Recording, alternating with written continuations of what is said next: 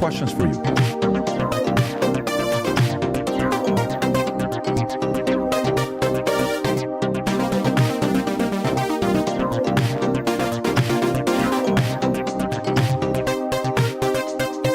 Ladies and gentlemen, America is at a crossroads. Truth and freedom are on the line. Join us as we stand to rescue America. Join the Flashpoint Army. Ladies and gentlemen, America is at a crossroads.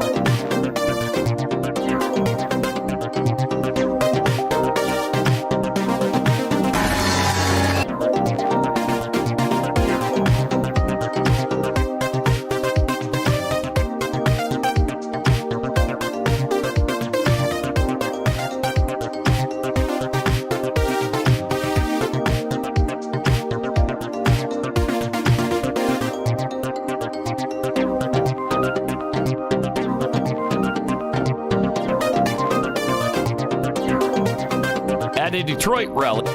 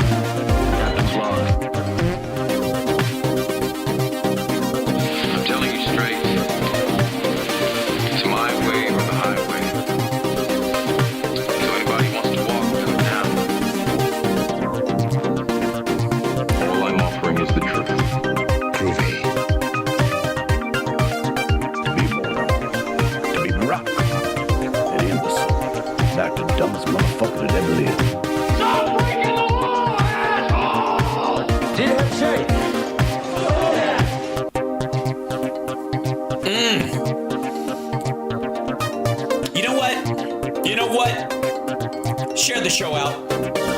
Hit the like. We have such a crowd. I apologize, everyone. The internet is full. Get in here now. You might not be able to get in later. It is, even outside, it's packed. Let's jump straight in, if I may. Ladies and gentlemen, welcome to the show. It's Hal Sparks Megaworldwide. I'm your host, Hal Sparks. The most Hal Sparks you will ever meet in your whole Hal Sparks in life. I am the man that some people in the progressive media refer to as the Hal Sparkses of the world. And I would like to remind you, there is only one of me, even though I speak of myself in the third person. Maybe there's three of me. And by the time you'll find out, it's too late. So welcome to the show. Hit the like, share the show, all that kind of stuff. Because I don't do that whole notification bell thing. I don't do it. You can do it if you want to. I'm not pushing that on anybody. You can find me. I'm here doing my thing. All right?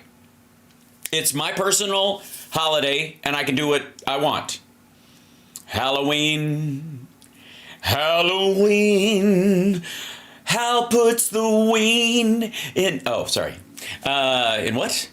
Now, welcome, everybody. Good. Hello. How are you? Some people are having audio problems. That is not on my end. That is on your end. Please turn the speakers on your computer on. I can't do technical support for everyone. Well, I technically can. I just did, I think. Welcome. So, lots to cover today. I think right out of the gate, let's just jump in to the fact that this is Alex Jones posting a picture of himself at the mothership, I believe, or at the studio of this fella, Joe to the Rogan. And he's wearing a Roberto Duran boxing shirt.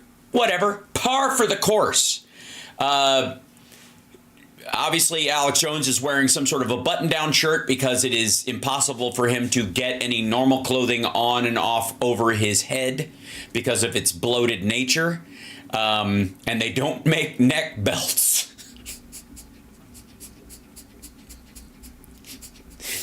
And then this fella. And I got to tell you, look how happy Joe is. Look how insidious and creepy he looks. And this guy is wearing a Free Ghislaine shirt. I don't care who he is. This is at the studio. They're hanging out. I mean, that might be Jamie for all we fucking know. I don't know. Hold on. Let me check.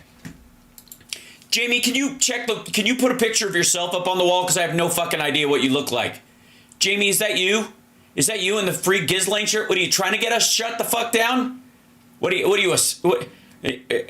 I got a big Spotify contract. What are you, from iTunes? And you're trying to undermine... Jesus Christ.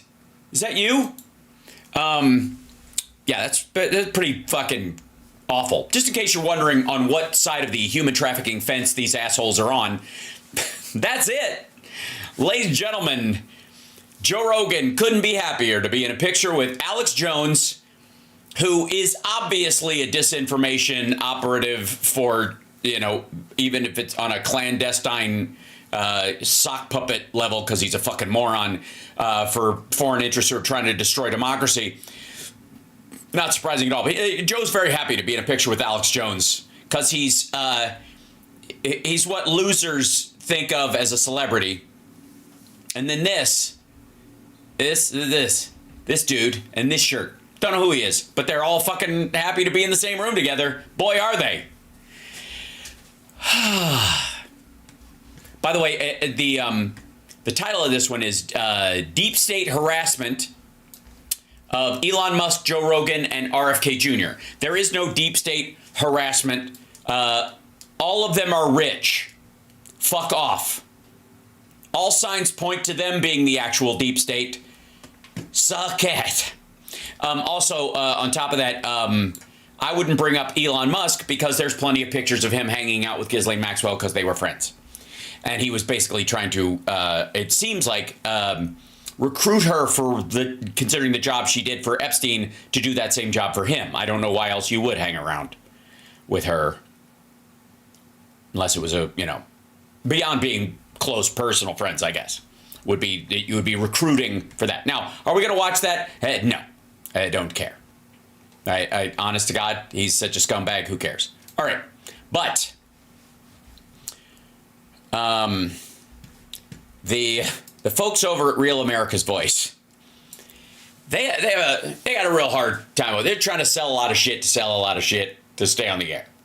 They got to sell a bunch of shit. They got to polish his turds and sell a bunch of shit on there, including a Trump knife set, which has a medallion and a bunch of knives, and then they all have different stuff on the handles, and it's TrumpKnifeset.com.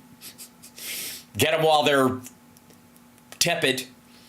MAGA rally in the box over here, and then there's the RAV logo and what time it is, and then there's Chiron, including Senator Ron Johnson says media doesn't cover election interference when Dems do it, I guess, by calling him an asshole. That's election interference, I suppose. But Trump, I don't know how you, if you're let's say you're running the title situation over at Real America Voice, and you don't Real America's Voice, yeah, and you don't have even a subscription to the old version of ChatGPT. You just gotta write what comes to the top of your head. And you're an illegal immigrant from Romania, and you've been flown in here to avoid extradition in the Andrew Tate trials, and you're hiding out in the barn that they run the engineering for Real America's Voice out next to the garage where they film everything. And they put you in charge of typing in what the fuck is in the video. And I just want to say to you, and I know you can't understand me, but I hope you maybe get a translating app on your phone. Great job. Trump riding in garbage truck to tonight's rally. Nailed it. By the way, I would like to remind you, that's the title of the video, and these people love him. This is the best they could go. You do know that if this was even slightly more palatable to them, they could have gone, Trump seizes moment with epic truck ride, throwing garbage in face of whatever. They can't even do that. They're just like, oh, fuck me. Like, you can tell they're just like, they spent like 3 hours over the keyboard going, ugh, you type it. I've tried 4 times. I can't do it. Trump riding in garbage truck to tonight's rally.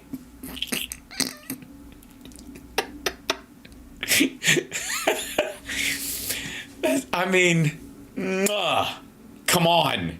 All right, I have no idea what's in this one. I don't even know if they talk about it or show it or what. I guess okay, we'll find out. Oh no. Wait, okay, sorry. Sometimes I have this audio issue with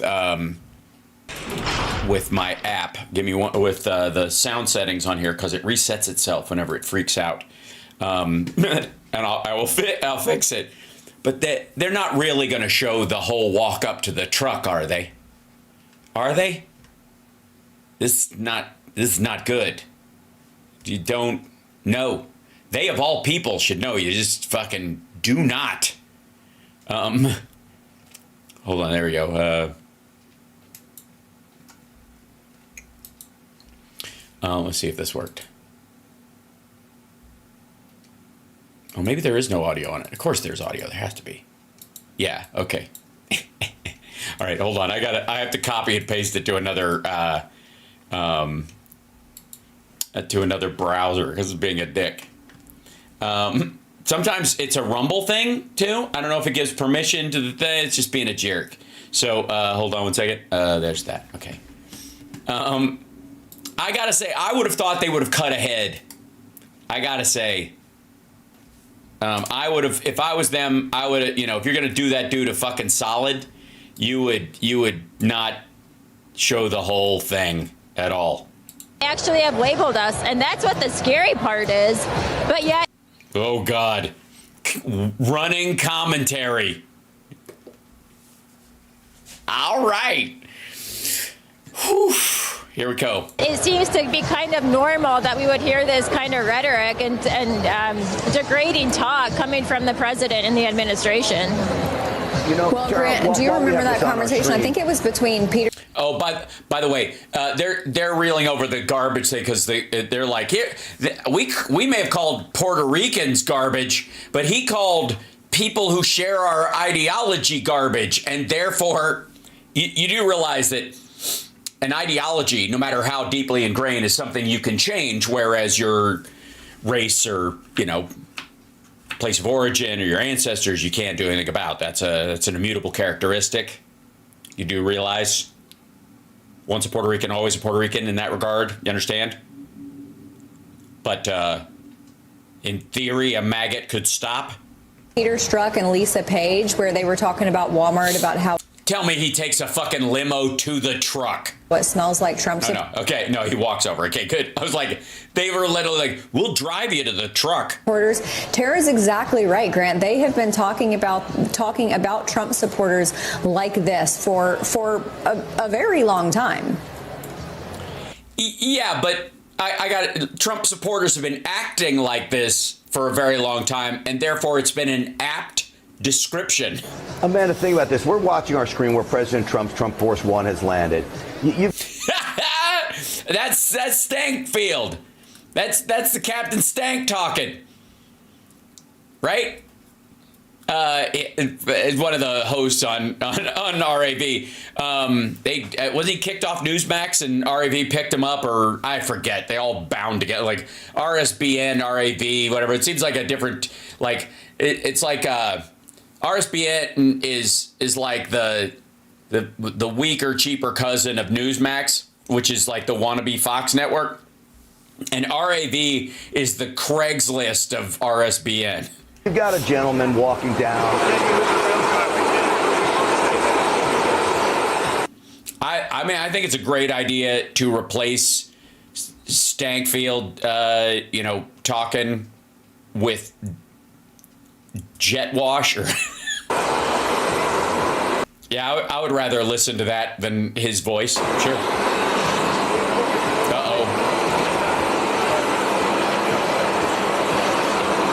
By the way, I gotta say, this is not a good angle. They're definitely trying to do him a favor. They know not to favor that leg, kids. Let me tell you what. Hold on, let me because I would like to show you. I'm sure you've seen some of the angles today because people have been going at it, as it were, and the part where he like flinches at the door is the part that stands out to me. Trump garbage truck. All right. Let's go back. Hold on. I can spell truck. Hold on. I just can't type. Okay, there we go.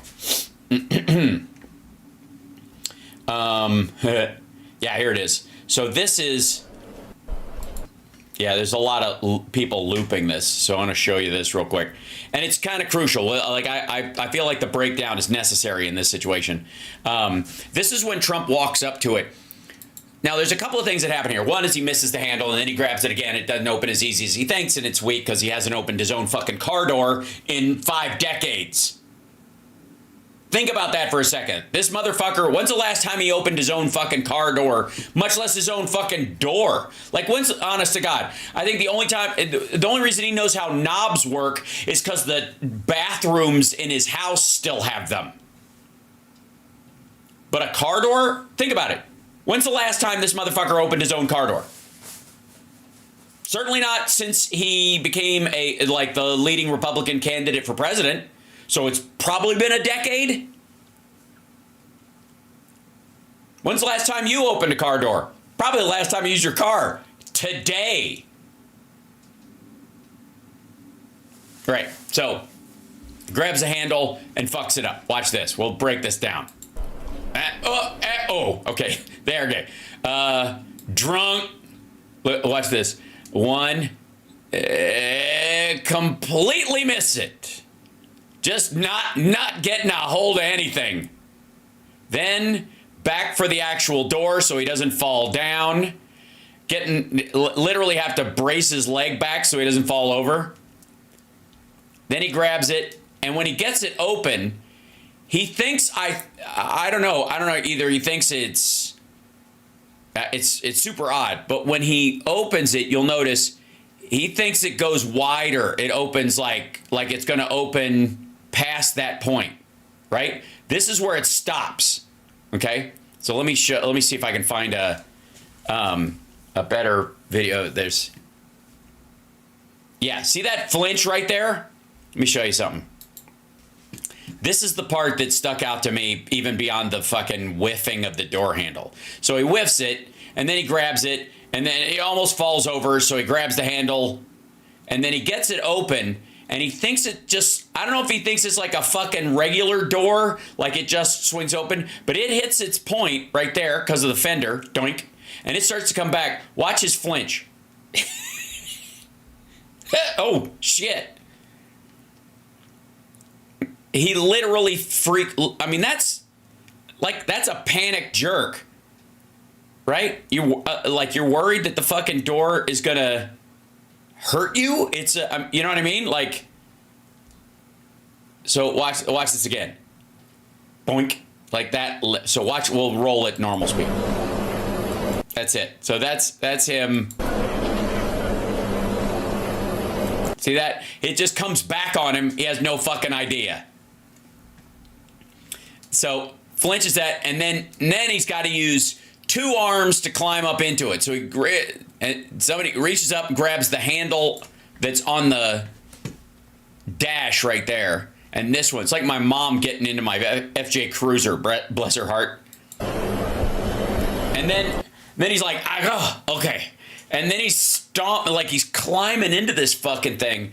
I would like to remind you that Joe Biden has fallen off a bicycle, and he still can ride a bicycle.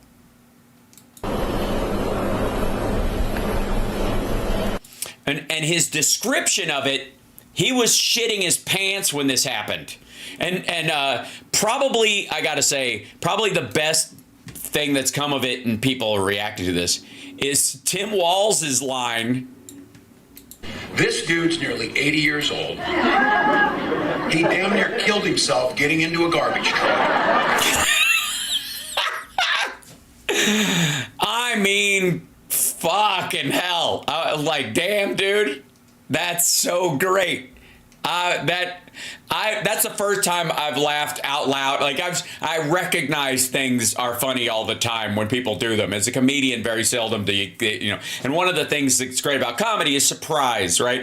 Is that you're surprised that you don't know the punchline is coming. And there are few people who are funny and you don't know the punchline is coming, right? He's one of them. This dude's nearly 80 years old.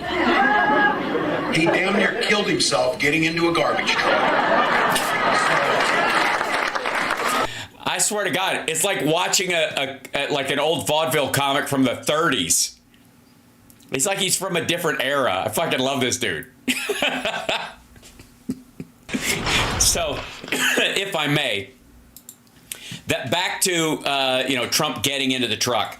Obviously RAV's got the sweet spot, and in the sweet spot, they don't really see the just how bad this is. You got a gentleman walking down.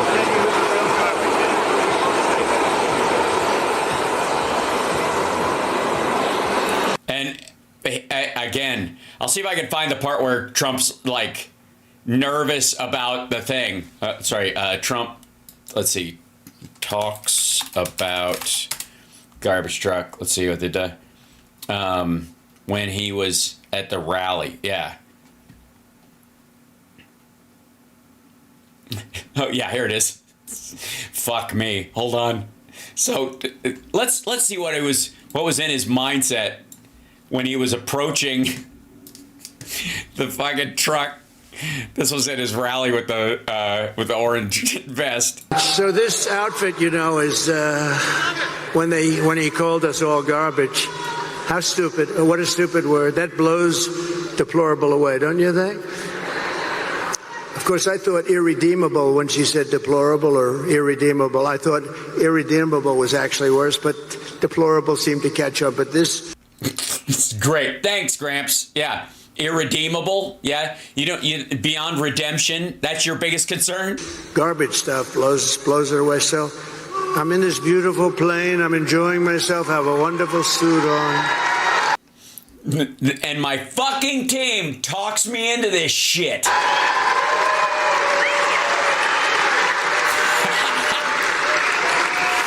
Look at this face. Look at that face. Look at him. Look at him. He fucking hates it. He hates this.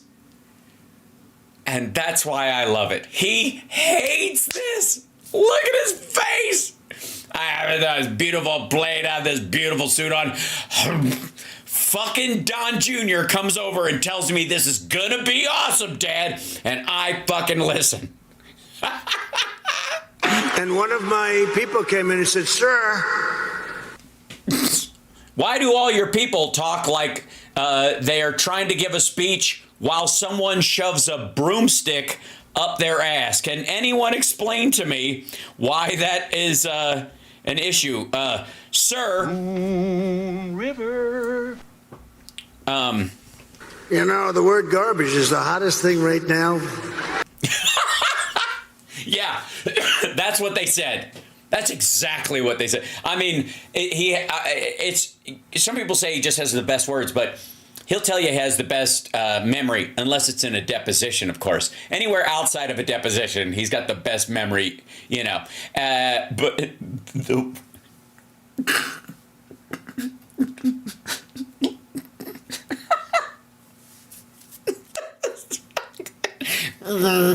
this is shit. I'm not gonna be able to get through it. This shit. He Sir, the word garbage is the hottest thing right now.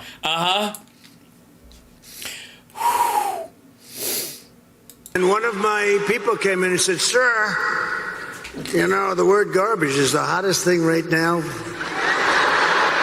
out there." Oh, God. Oh, shit. No, they didn't. No. The hottest thing out there, sir. Would you like to drive a garbage truck?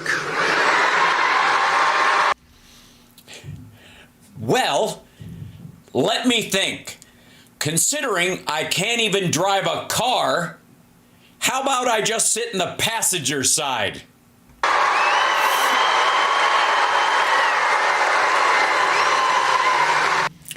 Do these people here not know the answer was no?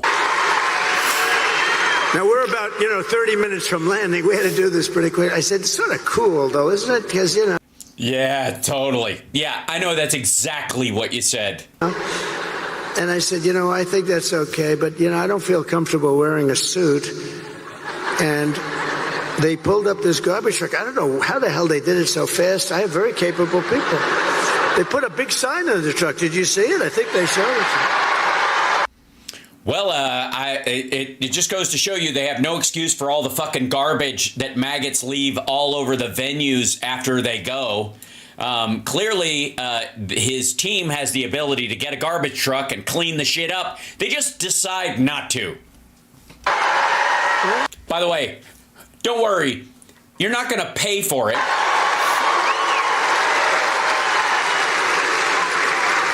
And then they said...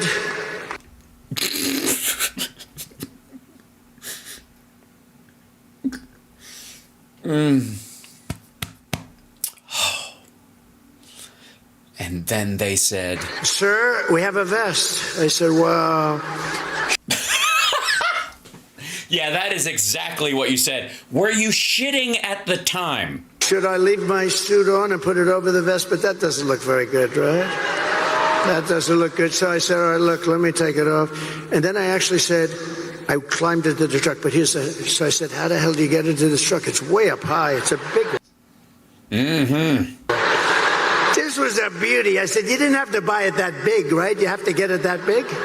They brought this brand new... Hold on, fuckwad. You think there's like pedestrian, civilian versions of garbage trucks? You think there's like sports models? The fuck? Do you just shift it into S and the chassis lowers onto the wheels? Gorgeous truck, wonderful driver. He looked like Cary Grant in his prime. You know who that is? This beautiful driver. So he's wearing a suit. Hello, Donald. Why are you wearing a suit, my old man? And he drove that big thing up. And So I'm taking you. Take it you didn't drive it then. So the whole, sir, said, man, this is bad, because now I have all the cameras are all watching. Look at all the fake news. They were, most of them. Literally cut to the shot of her running them off.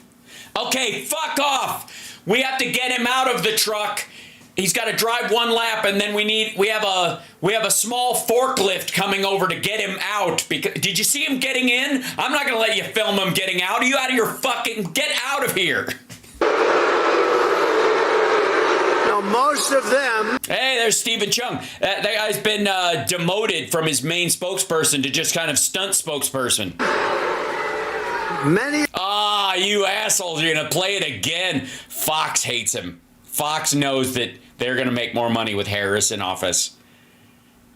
Of them were there, and I'm saying, oh, boy. You know, one little mistake with these guys, and your political career's over. You can't even... Yeah, 4 of them. Yeah, you miss the handle, then you grab it, and then you don't get it quite open, then you get it open, but then it comes back and you flinch like it was a fucking bald eagle on your desk. Like, Jesus! And then you climb up in the fucking thing like grandma's first ride in the church bus. So I said, man... Plus the vest. If I don't get up there, this is going to be very embarrassing. These stupid people, they'll say, he's cognitively and physically impaired. And they would be right. And I can't do that when I'm alongside of this great athlete. I got to get up to that. So look, this... Hey, asshole. If there's no one around, you can't fall out of a garbage truck that was your idea. The first stair is like up here. I'm saying, shit.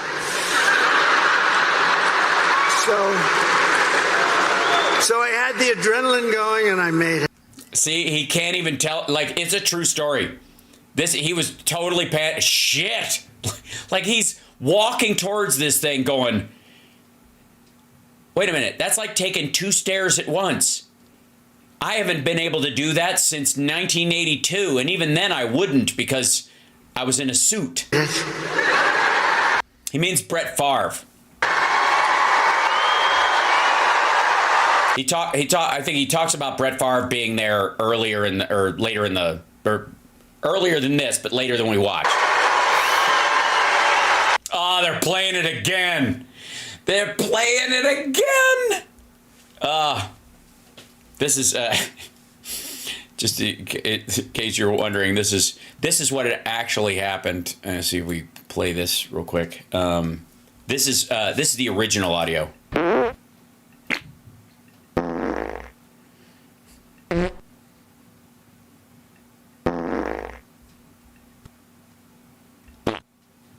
There you go. That's if you cut out all the background noise. That was the sound it made. He fucking hates this. Look at his dumb face. Look at his big dumb face. He hates this. He fucking hates it. They call me the working man. That's what I am. I get up around 11. Start to tweet around noon. I walk over to the big dump truck and say, shit, there's not enough room. I made it. And then I gave a little news. Hey, dude, you don't get a... What do you want, another fucking Purple Heart you didn't earn because you climbed into a truck, you piece of shit? It was your idea. Conference from the front of the, they ask their wise guy questions and everything. And then we drove about 2 feet. I got out, got into the plane. And then I got in the car and I'm driving over here and I have this still on. And I come into the arena and I say, where's my jacket? I want to get out of this thing. Oh, fuck me. Oh.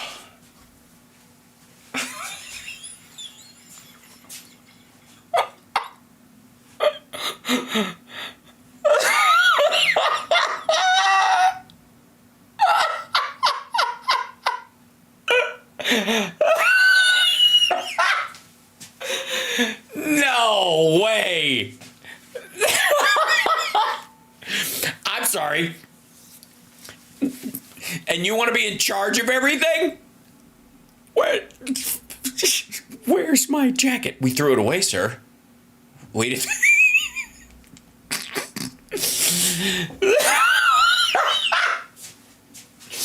Oh, God. I'm afraid to push play. Sir, your plane flew away with your jacket on board, sir. We're riding the drum.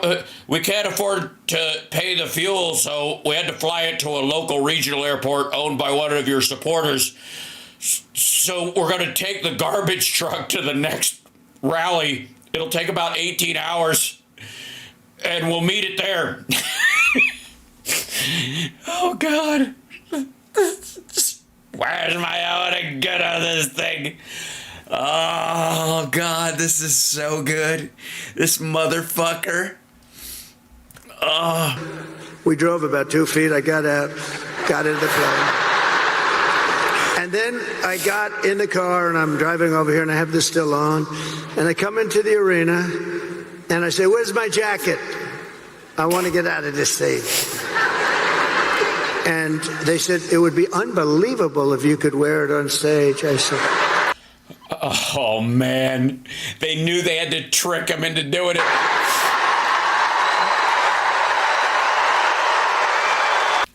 Yes.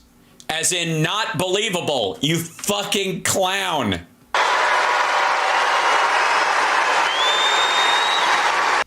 You know that, like, backstage, after he walked out on stage, like, one of his aides went like this.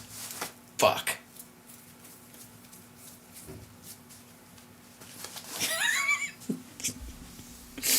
Like the whole time the verse is while he's walking out, it's proud to be an American. Like, motherfucking $500. I never thought.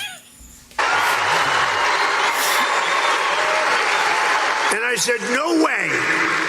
I got 25,000 people standing outside. I got all these people here. There's no way I'm wearing it on stage. They said, oh, okay, sir. I said, get me my jacket. But if you did, you know, it actually...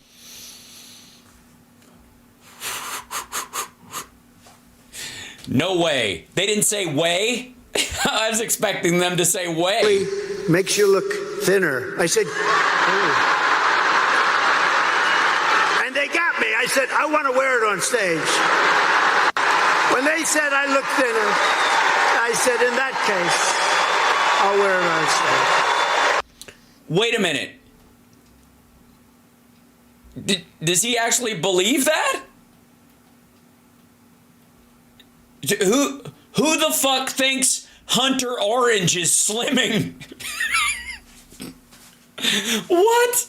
What in the... what? This is, honest to God, it's like he's just tired of coming in second in the dumbest motherfucker in history contest. And he's like, that's the award I want before I die.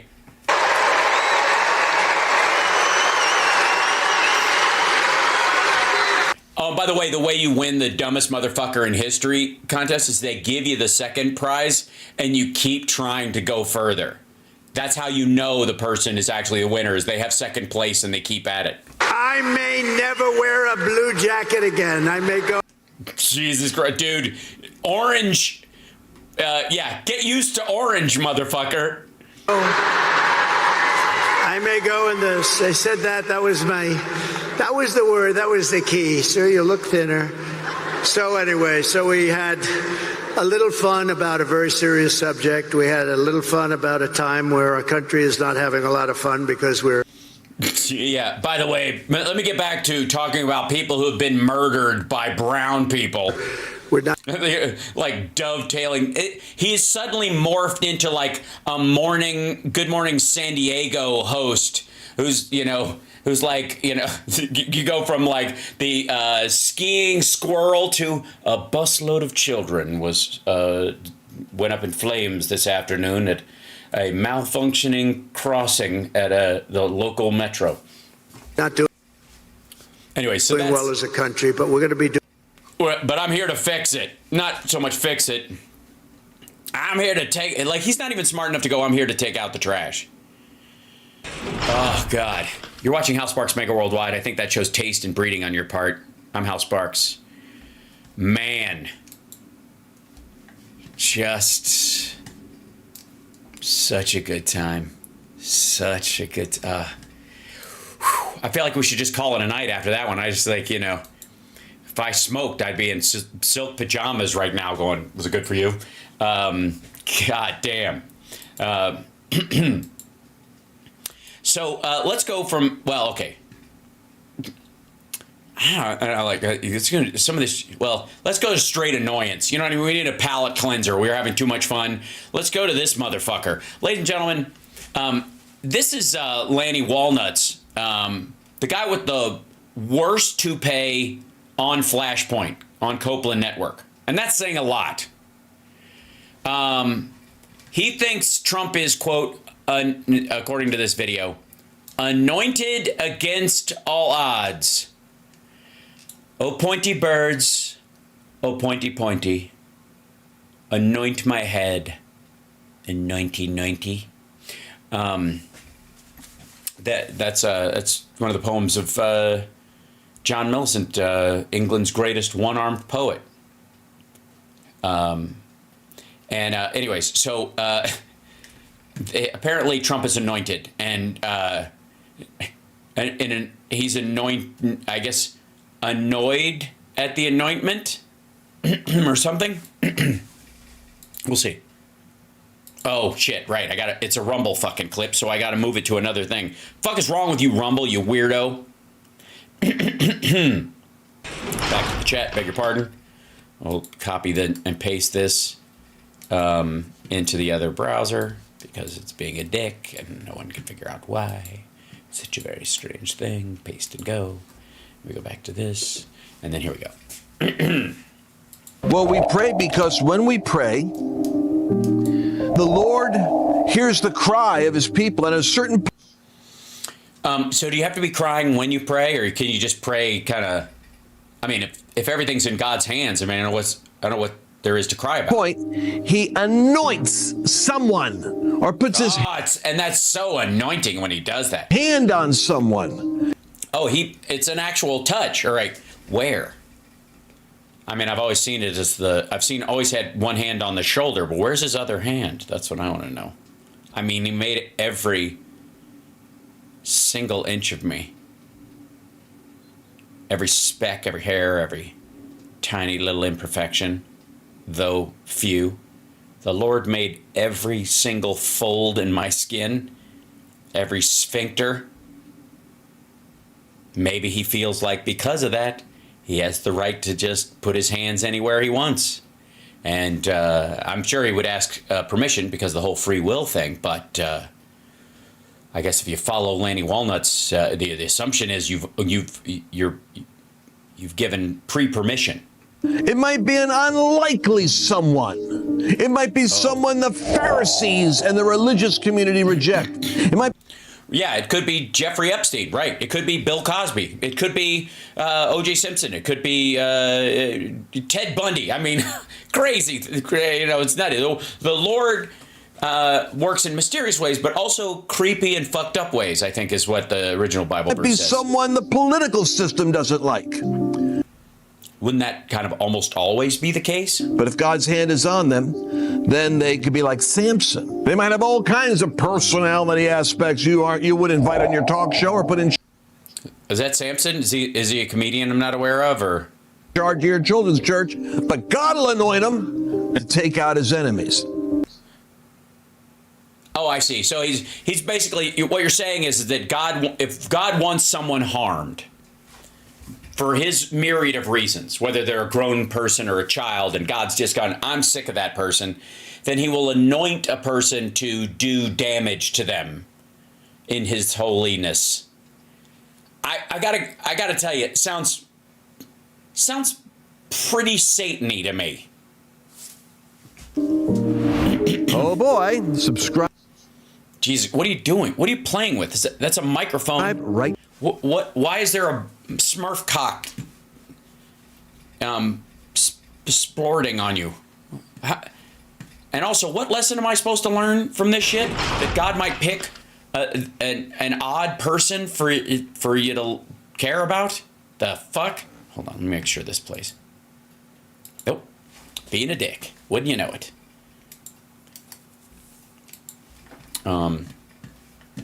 Honest to God, these guys will do anything to fucking lacquer his turds and turn them into trophies. There you go. Puts this in here, and then it starts playing. There we go. So now, it should come as no surprise that the humorless assholes over at The Blaze have apparently, because they read my shit. Let me be abundantly clear, folks. My audience, as massive and growing as it is full of actual human beings. Unlike the bots that keep a lot of these other networks afloat, my chat is real people with hearts and lungs and kidneys that.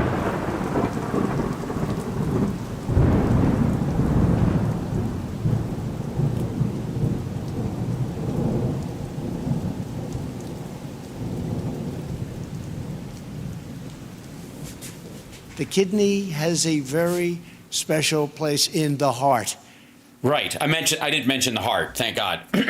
So I have actual humans that watch my show, and a lot of these other shows do not. And The Blaze is awash with shitty bots, but they don't care because apparently what few advertisers they have or subscribers they have haven't caught on to the fact that there's nobody anywhere near nowhere anywhere near the number of people watching that they say there are. So these guys watch my shit all the time, and they read my tweets, and I'm very proud of that. And a lot of my stuff annoys them and freaks them out, especially when I tag Glenn Beck or others from The Blaze or somebody in that. Believe me, they see it. You know why? Because this is Hal Sparks Megaworldwide, the greatest live stream in the history of live streams, and I'm Hal Sparks, the most Hal Sparks you'll ever meet in the world. In a world of Hal Sparkses, I'm the most Hal Sparks. Get used to the idea. So when I started bringing up the fact that Donald Trump is more than likely drinking on his airplane and using painkillers at the same time, he's basically washing down his pain pills with alcohol that happens to be in the bar that he normally would leave for other guests, but, a couple of his, one of his favorite passengers died in prison, so that guy, there's all this leftover scotch. What are you going to do with it? Let it go bad? So these guys apparently are freaking out that I'm calling out Trump for being drunk. And they're reacting this way because apparently, and this should come as no surprise, this is Pat Gray, ladies and gentlemen, the aptly named Pat the Gray, who is also known as Pat the Withered. And no matter how much you pat it, it'll never stop being dry. This is, and he goes, watch these 3 bizarre clips of Kamala Harris at a rally. What's her deal? Drunk Kamala again. Now, look, I have not pre-watched this video, but I'm pretty sure I can figure out that the issue really here is that Pat in his entire fucking life has never seen a woman happy. Certainly not up close, and never because of anything he did. There you go. You can run a Honda on scotch? All right, that's worth doing, I suppose. Does it make the wheels wobble? At a Detroit rally, some are wondering if Kamala Harris was drunk. We've wondered this quite a few times recently. I mean, how many stories have we had? Was Kamala Harris drunk? Yeah. And then we play you the evidence. So we just have 3 different... Oh, yeah, because they don't, again, like I said, these men do not recognize happiness in women ever. If they can laugh or they're enjoying themselves at all, it is an alien experience. Clips here, just kind of picked, selected from that route. And by the way, are these the ones that are slowed down? Because that's the other thing. These guys are watching slowed down shots of her. The way they, like, if you really exaggerate it, it looks like somebody's drunk, even though they're not, because they slow down the take. some folks, Trump, it's easy to do with him as well. I think Kimmel even does it on purpose as a gag. Ellie, and see what you think. All right. Shout your own name for a minute. Oh my gosh. The laugh is That's what back. I'm talking about, because it's about you. Okay. It's about you.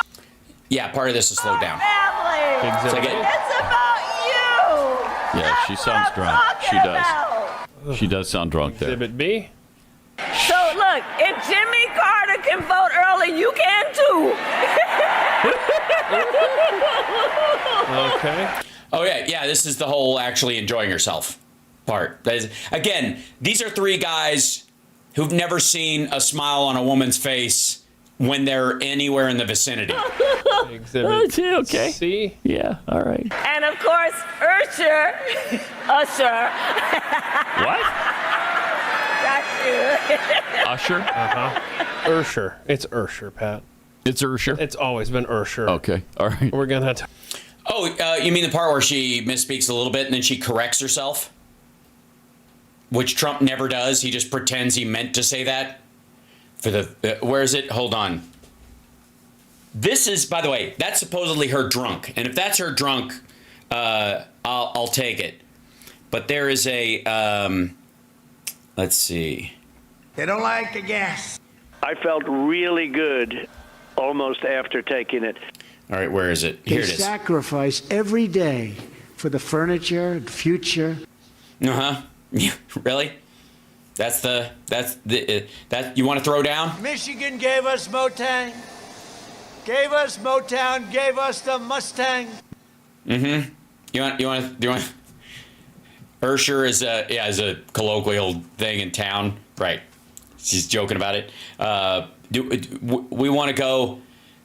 For the record, I would like to remind everyone, if you're new to the show, by the way, maybe you don't know this, but Mike Pence has a wife, very pious woman. I would say psychotically so, just for the record. Spun a touch, certainly. There was a scene when they went to the church for the first time, when Trump had to sit through the service, and Ivanka and Jared are there and their kids are there, and Mike Pence's wife started shaking Trump's granddaughter's hand and wouldn't stop, and so Mike Pence had to pull her hand away because woohoo, and she went up and touched the statue of Jesus on the feet, and yeah, Karen Pence would not walk away. This is what Trump called her at the one event she went to, which was the prayer breakfast. We're honored to have with us today our amazing Vice President Mike Pence and his wonderful wife, Carrot. Carrot. Mm-hmm. Once it was reluctantly aroused. It was hard to get it aroused, and it is hard to get it aroused, but we got it aroused. There, it's obviously he's talking about his penis. Totally Mandela. And of course, Usher. She's talking about Usher, like the singer Usher. Yes, somebody had a theory because you remember we played a clip about a month ago about Usher. He was on The View, and he was not willing to commit one way or the other. He's like, I'm not here to promote somebody. I thought that was really smart of him. It was, right? And then apparently, and I don't know any of the details. I'm not sure anybody does. But Chris, jump in here if I'm missing something. But as soon as Diddy got busted, he came out for Kamala. There may be some connection between him and Diddy. Yes. Is it okay? So it almost is like, hey, Usher, why don't you help out Kamala?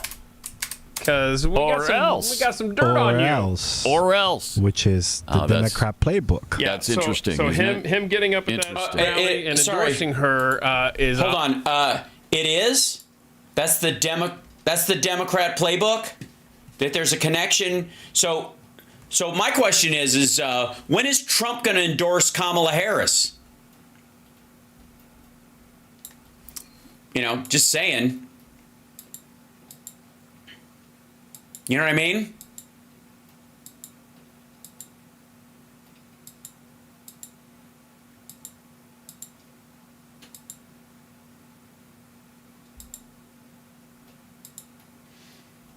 When if that's the Democrat way, then I guess what are these pictures of Donald when he was a Democrat? Is that the idea? 180 degrees from so did he what he do was it? on The View. Yeah. So, he did do it? Usher. Usher did yes. it? Usher. Usher. Oh, no. He was on Did the he rally really? and did a speech, went on TikTok on his account with Got her. him by the short and So curlies. they got him very. Isn't that very. interesting? Isn't it, though? Pat? Wow, that's too bad. It is really bad because I thought he Wait a minute. Hold on. What do you mean too bad? There is no fucking way anybody on this show, except maybe like this douchebag from some song that played in high school, the engineer aside, we'll set him aside. Any of the hosts that are on this fucking show know a fucking Usher song. What are you talking about? Just great. Yeah, I thought that was really cool that he did. Yeah, I mean, he didn't endorse. Really? Yeah, you were up until he endorsed her. You thought it was awesome. Trump certainly, but he didn't endorse her, and I think it's a smart career move. Absolutely, stay out of it. Keep it to. Hey, look, and if anybody knows smart career moves, it's a man who is aging at a spiraling clip in Glenn Beck's basement, who is, I believe, paid in Sonic coupons. To yourself. You don't have to tell us. Just. Oh, so, you mean shut up and sing? Like Ted Nugent, or like shut up and act, like Kevin Sorbo and Kirk Cameron. I'm kidding, they don't act. So vote. I don't have to know. I don't care who you really. Okay, so you're for that ad where the women can vote whatever they want without their husbands knowing? It's not going to affect me and the way I vote in any way. Yeah, I know. I noticed there's no ring on your finger. Now, I'm in a long-term relationship with my girlfriend Summer, and we're not married. She's been married before, and we both have kids from other people, and so we're not in a hurry for that stuff. But I'm not on a trad wife fucking channel either. So it's curious to me that you're.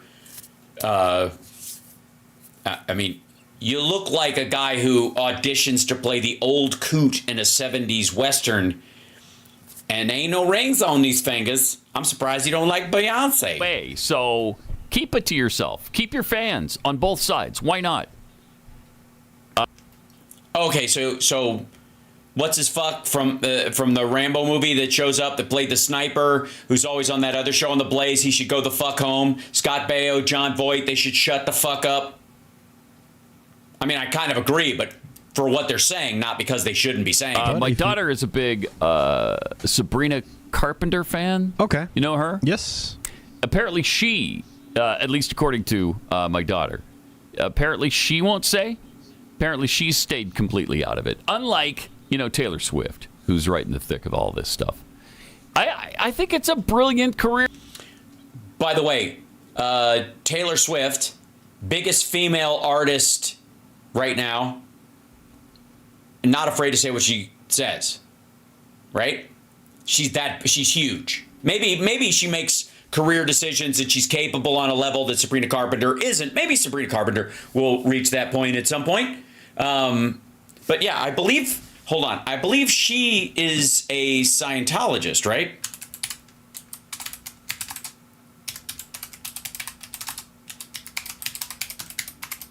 Which I think they all stay out of it. Oh no, okay, she's not. If you didn't know her aunt, Nancy Cartwright is her aunt. That's why everybody thinks she is. She's the voice of Bart Simpson. That's why people think she's one. And there's some debate of whether she left it or she is it or whatever. Blind Item alleges Sabrina Carpenter's aunt, who is a Scientologist, the voice of Bart Simpson, has tried to force her to become the face of Scientology because she is one.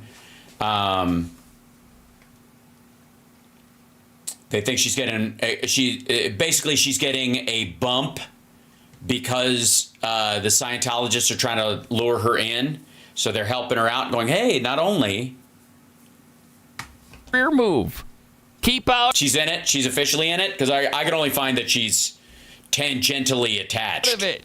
That way, nobody gets pissed off at you. I mean, wait a minute. Sorry, the standard in life is no one gets pissed off at you? Sorry, is everybody at the Blaze a complete wuss? You know, when we were in Top 40 Radio, you didn't want to offend anybody. Oh, there you go. There you go. Career advice. Thank you. Used to be in Top 40 Radio. Now he's in Glenn Beck's basement. Oh, my God, Colleen. Thank you for the super chat. That's so lovely. Thank you so much. I'm flabbergasted. Or you offended everybody. More like. But you didn't really show your bias for it politically. It's just not good for you. Mm-hmm. Yeah, who listens to lyrics? And so you make jokes about both sides. And you kind of stay out of the fray. You just keep it light. No, you don't. Fucking, are you out of your mind? Especially Top 40 morning dudes, they're all douchebags. They all land like country Republican voters. What are you talking about? Well, why wouldn't you do that in Top 40 music? Because you have a soul and you actually want to be your own person, and you didn't take that job because you want to wear a fucking uniform. What the fuck are you talking about? Because it's America, asshole. You would if you were smart. Or you didn't give a shit. Basically what he's saying is that they should all be liars, because that's the kind of art he likes. Fake. You don't want to jump into this polarized atmosphere. Maybe you think that some of your followers think that one way, and it wouldn't polarize it because you feel like you could be the bridge. And you're incapable of recognizing that as a thing because you're a simpleton. And lose half your audience. Or why would... sorry. Who the fuck thinks Pearl Jam has maggots as half their audience? Who the fuck thinks Limp Bizkit was going to lose a bunch of, like, borderline Taylor Swift fans? What are you talking about? Or more. I don't understand it, but what? If you did... you wouldn't be in the basement of the Blaze. It's going to be interesting if we ever see the name Usher appear in any kind of court documents around Diddy. Oh, yeah. And then we'll know. Well, we won't now, right? True, he did bend the knee. Yeah. So we won't now. They probably protected him because of it. I'll bet that's what happened. Yeah, you think? Hey, you know what? We'll keep your name out of this whole Diddy thing if you endorse Kamala. Oh, yeah? Like anybody cares, though. Really? Usher is going to swing this thing for you? Well, no, but Lizzo, she threw her weight behind Kamala. Ooh, that's substantial. Over the weekend. That's substantial. That's what I'm saying. Holy cow. You don't want that. I mean, it's a little less weight than maybe a teeny little bit come out a couple of months ago. But still, that's considerable. That's considerable. Yeah. I mean, she has her own gravity. Yeah, the weird part is I am, what am I don't know if I'd be what it would be 1/6 of a Kevin Bacon away from it, because I worked with Ashton Kutcher, and apparently Ashton Kutcher went to these fucking things. Now, Ashton has bigger fish to fry personally than the Diddy parties. But I only did Dude, Where's My Car with them, and didn't work that, I had my scenes with them, but it's not like we hung out. So I don't know the dude personally, but we shared writers, because some of the writers on that 70s show came over and worked on Lab Rats, because the creators had been writers on there and were really awesome. And none of our writers on there came to the defense of Danny Masterson, for example, the way Ashton and Mila did. So weird. So I mean, if there is a line, I have always managed to stay on this side of it. Yeah, Ashton did lie on the stand insofar as we know. Yeah, he did. I mean, at least from what I have heard, what would effectively be firsthand of someone who knows that he was lying. I will just put it there. Until the lawsuit comes up and I'm called for it, I will keep it close to the vest, because again, it is technically hearsay, but I don't want to walk it out of there. Hey, how's it doing? Thank you so much, Yvonne. So, but yeah, Ashton and Mila came to the defense of Danny Masterson, who is a fucking scumbag by all measures. And Ashton also went to the Diddy parties and joked about going to him and talked about him pretty openly. And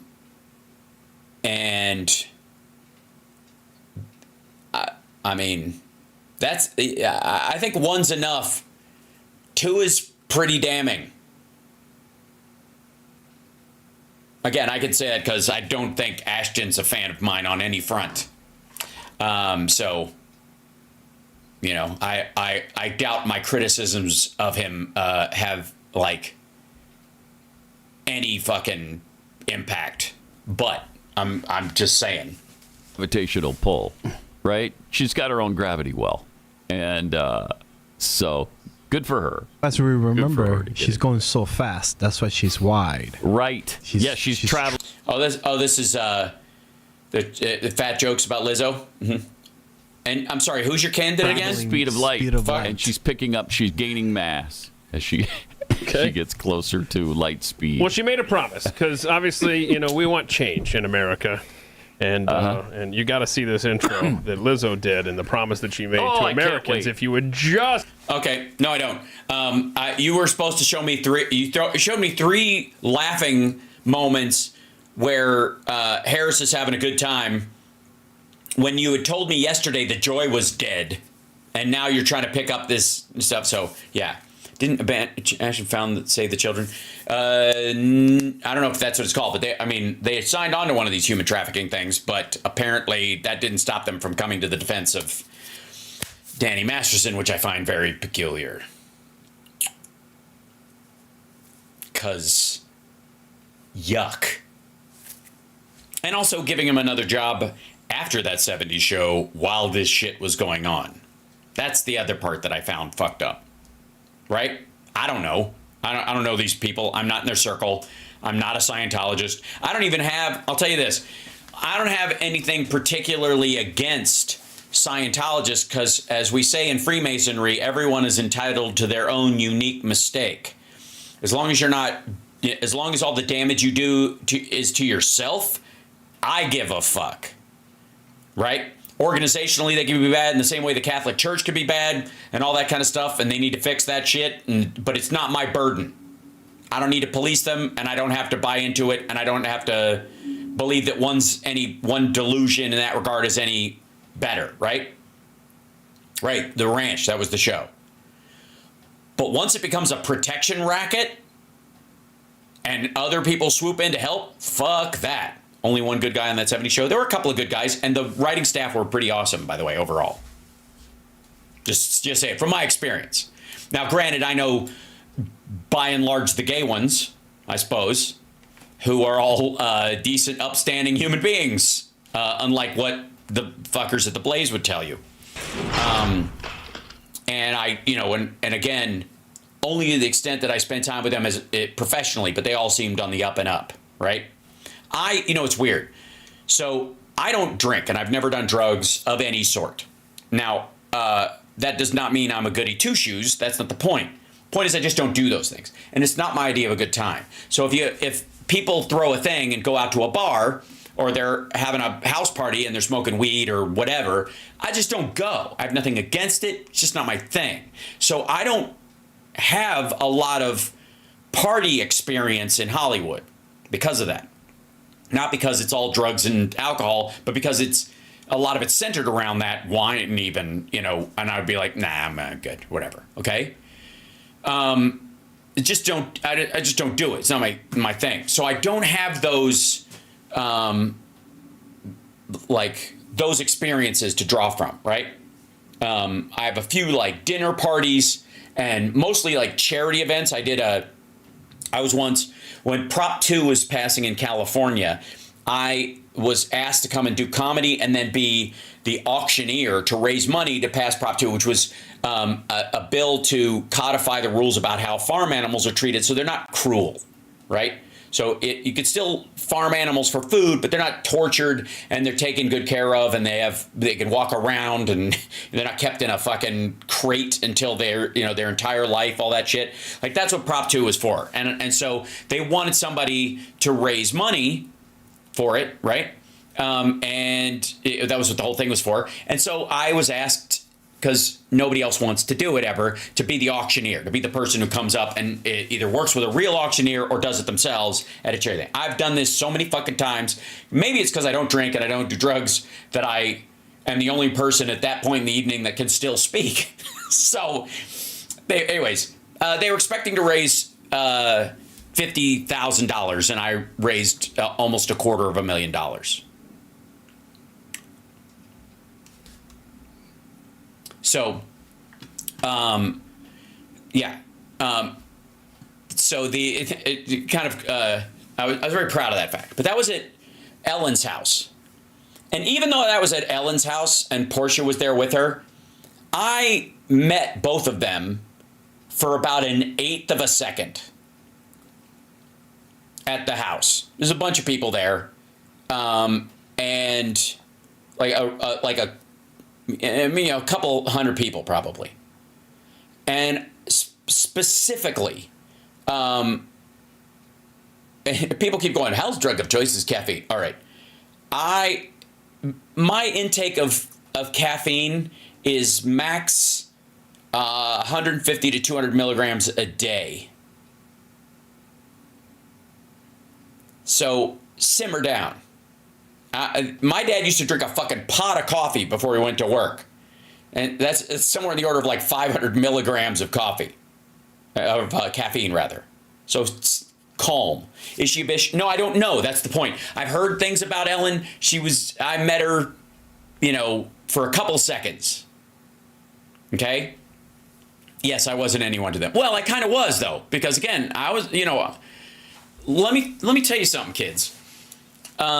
Oddly enough, and I'll wave to all the A-listers and their family who watch the show on the regular, because it gets back to me, and I appreciate you being here, and you don't have to be in the chat, and I know you're there. It's great.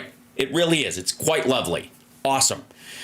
But though I'm very proud of the fact that the work I've done so far has had by and large, every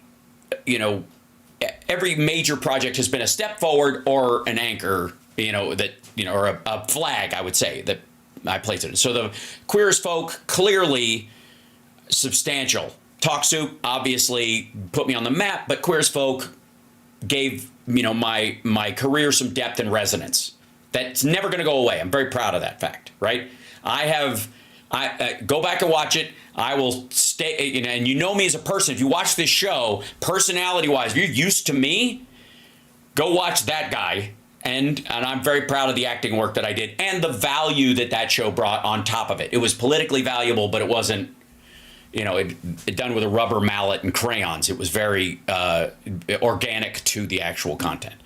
And then even on Lab Rats, I couldn't be prouder that we were a mixed race family and that, I got to be husband to Angel Parker, who played Tasha on that show. You know what I mean? The first, biracial couple on a American sitcom where we're the lead characters. It's pretty great.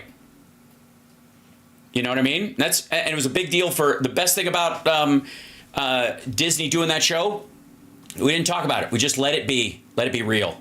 Let it be, let it exist. Do not explain it. Don't tap dance around it. No comment on it. Let it be. Because, you know what I mean? Like, I think that a lot of these situations, when they write about these things, the people in the scene are like describing their life instead of living their life. If that makes sense.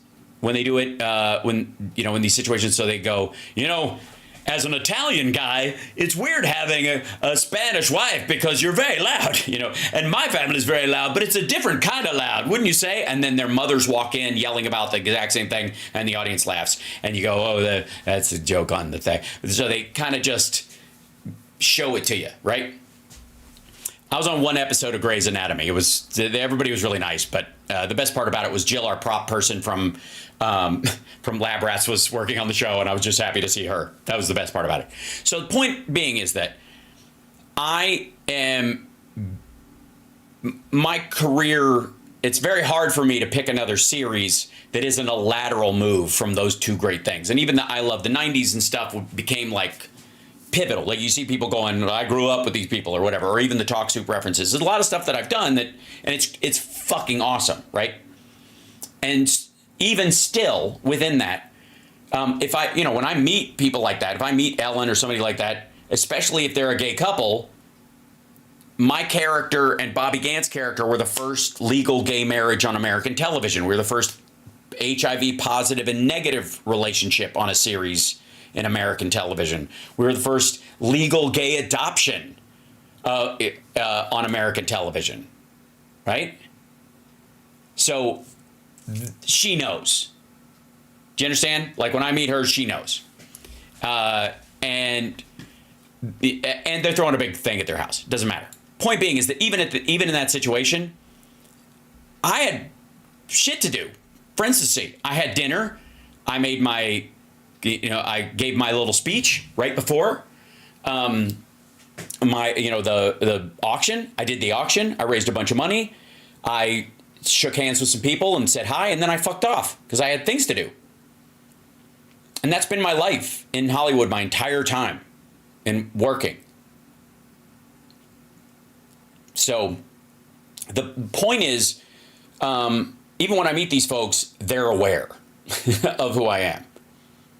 Even if they're at a higher level than me, I get a lot of oh shits from people who you'd think are way up on the ladder above me because of the content of my work. And yet in that mix, and you get invited to a lot of stuff, I've never been invited to a fucking Diddy party or anything even remotely close. And I, for the record, am someone who got laid at the Playboy Mansion a couple of times during parties. So for the record, and I would say that's on a different scale, as it were, because I'm a big consent's a big aphrodisiac for me. So just for the record. So anyways, point being, maybe it's because I don't drink and do drugs. People know better. They also know that I will.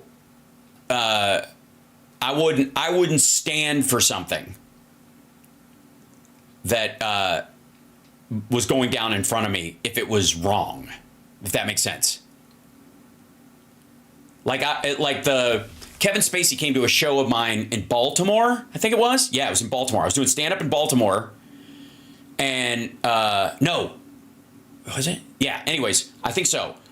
Late show at Baltimore. Came in late, and we'd done 2 shows that night, and he came in for the midway through the second show or some shit like that, and missed everything, and then decided he was going to stick around. And I have a feeling that because I was on Queer as Folk, he thought, I'll invite him back or something like that. Does that make sense? That happens. They think I'm quietly gay, or they think something else, and there's nothing wrong with that. If you think somebody's gay and they might be attracted to you, knock yourself out. I don't care. As long as you're not doing anything to them, no.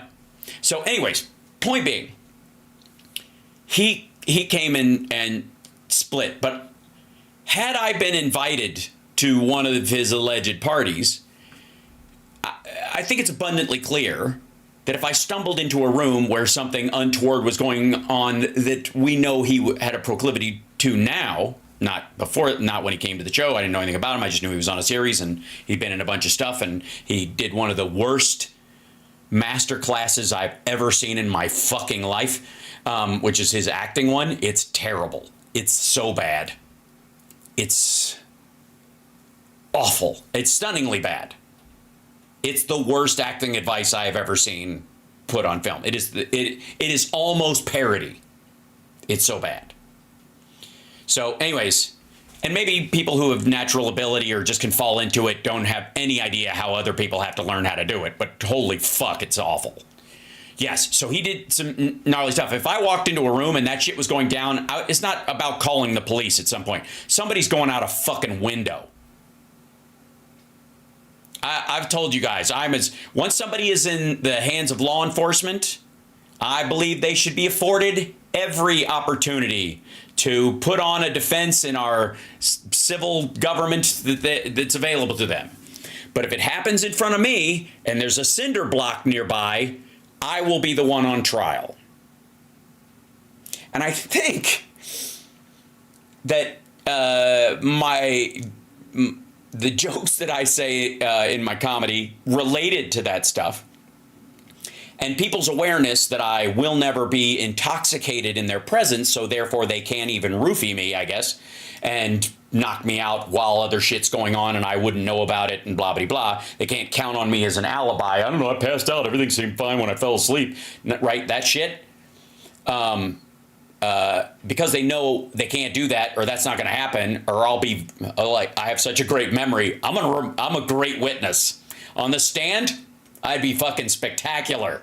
So I think that might be why I was not invited to these kinds of parties. That, and they don't exist nearly as much as people say. Right? There aren't as many of them as people think, right? They also think there's a lot more of them. So that's what I'm saying. Was I a natural actor? I'm a natural impersonator and I'm a natural comedian. I was not a natural actor. There's skills that are involved. It came easy to me, but I believe believing in natural talent. Talent is just falling in love with something before somebody else does. That's all. A little kid who can play the piano, and they're like, oh my God, they're a virtuoso. Well, that's because they fell in love with the piano 6 years ago, and they were 3 years old, and now they're 8 or 9 years old, and you're like, this kid's amazing. Well, you would be too if you did nothing but play the piano and eat juice, eat apple slices all day long, right?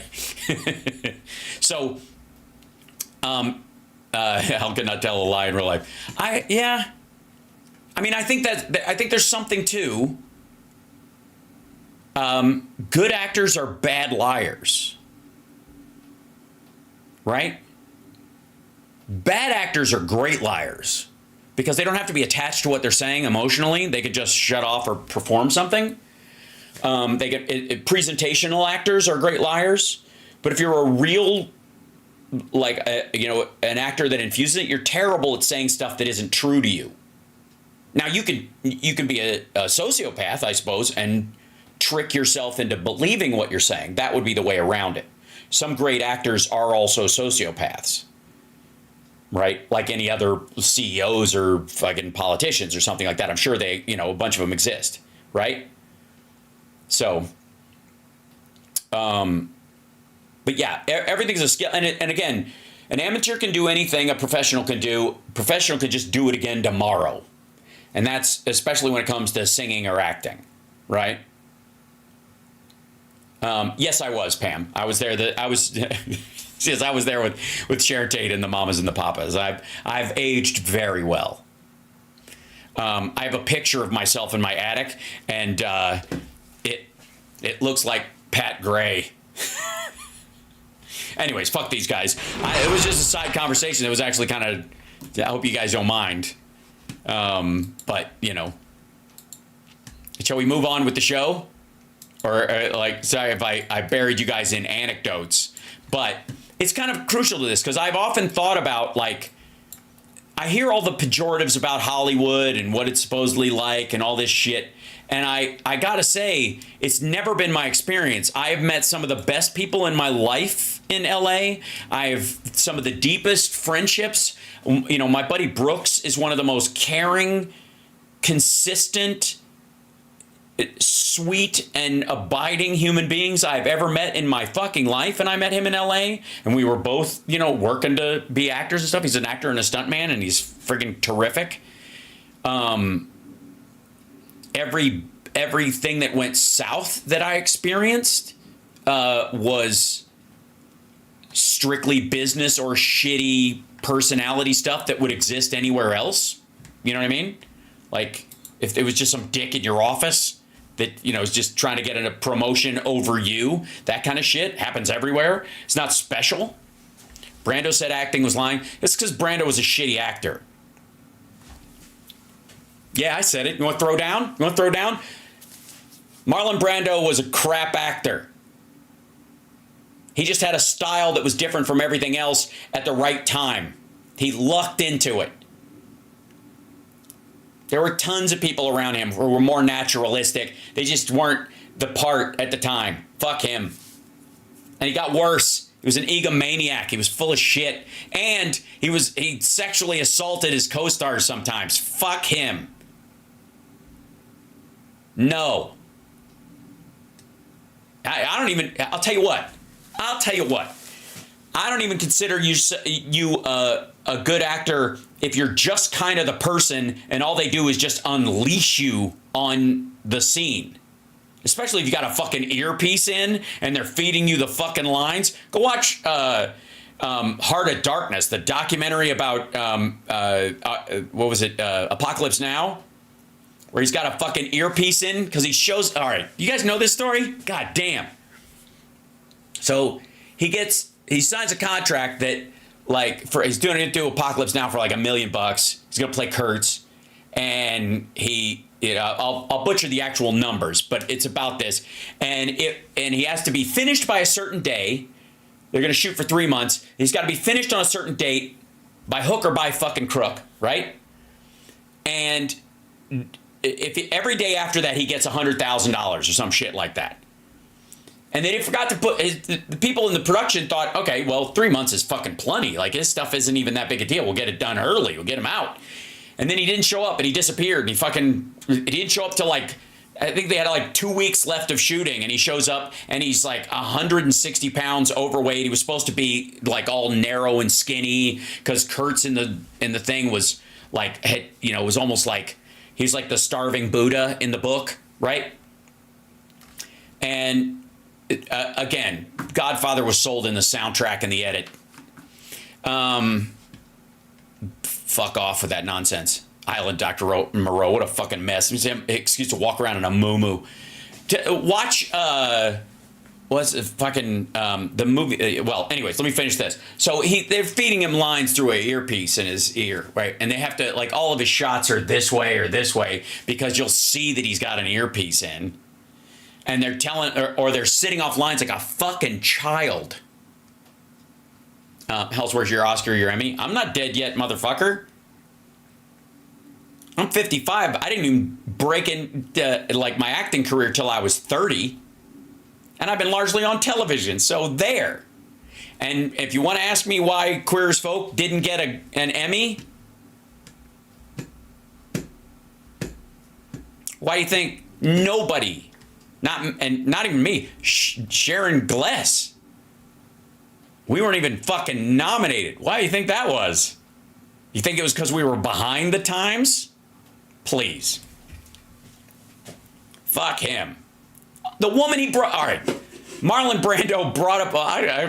clip this shit. I need the publicity. Marlon Brando brought a woman up, a Native American woman to accept his Oscar because, goddamn... She's not even... She was Italian, I think. She was like the Indian in the fucking litter commercials. She wasn't even a Native American. Today is Native American Heritage Month.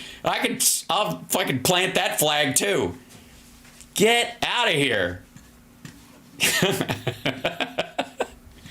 He was terrible. You don't have to be fed your lines unless you're a fucking toddler. Memorize your shit. Hit your mark and bark. And then you've got skill.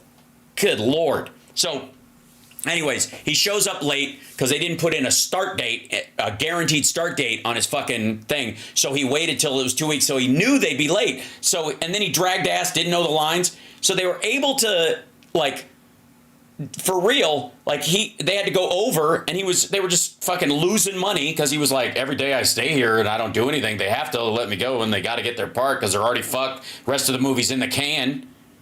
They're screwed without this. They can't come back. He's just burning fucking money on this asshole. And then my favorite moment is he literally goes, at one point he's talking, he's like, I swallowed a bug because a bug flew in his fucking mouth. And probably the biggest dick move, and this is what made me hate him. This is what made me hate him. Was in that movie, you can watch him, yes, Marlon Brando. It was the fact that I think it was like Last Tango in Paris where he raped his co-star. But I didn't know this up till this point. I was happy to find out my radar about him as a human being was spot on. Was when he's improvising dialogue, and they're trying to come with, he goes, they got this fucking, the lighting's on him, and he's sitting leaning up against this wall, and he goes, I can't think of any more dialogue today. And he just walks off. And if he'd have just said, I can't think of anything else to say, and left, you could have even used the line in the movie. But since he says dialogue, you can't, which means he did it on fucking purpose. No. Jesus Christ. I recognize functional talent in a certain circumstance. That doesn't mean I have to like it. And there's a lot of talented people out there with none of that fucking baggage. That's why I don't even bring this shit up most of the time. I'd rather talk about people I love. God damn it. But I'm going to wait to talk about Terry Garr until after the election so we can all breathe deep while we talk about how fucking wonderful she was. And what a joy. And what a hard worker.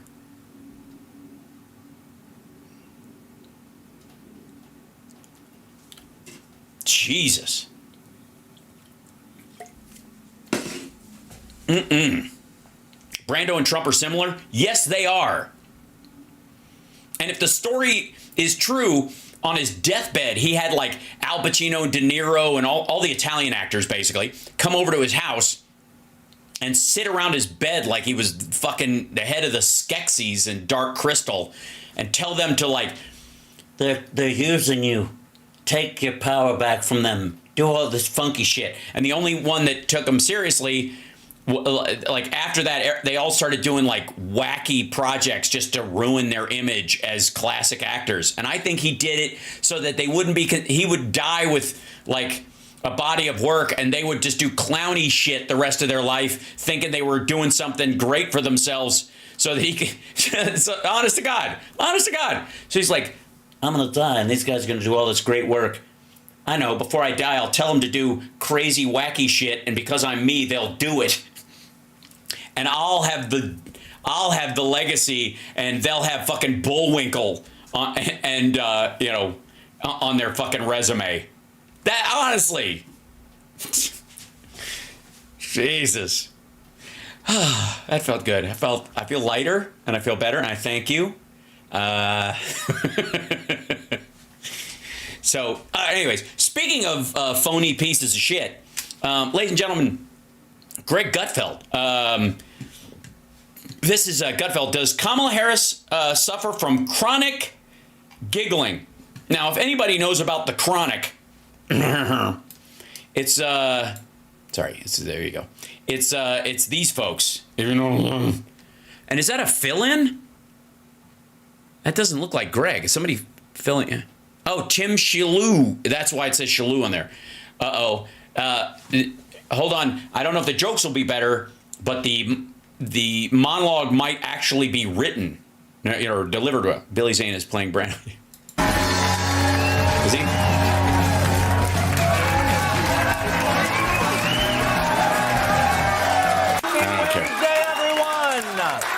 I love to hear that. Welcome to a special edition of Gutfeld. I am Tom Shalhoub.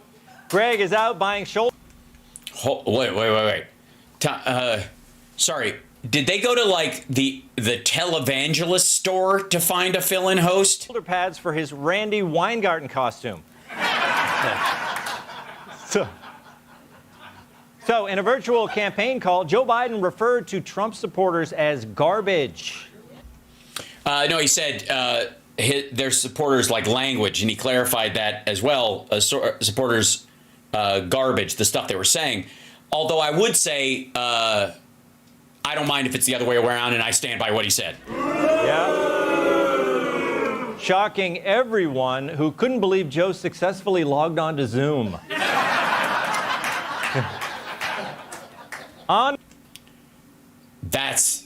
That's the best you got.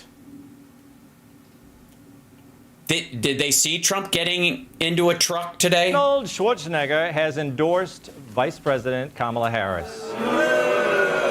which comes as no surprise since he and Doug Emhoff share a love of impregnating the help.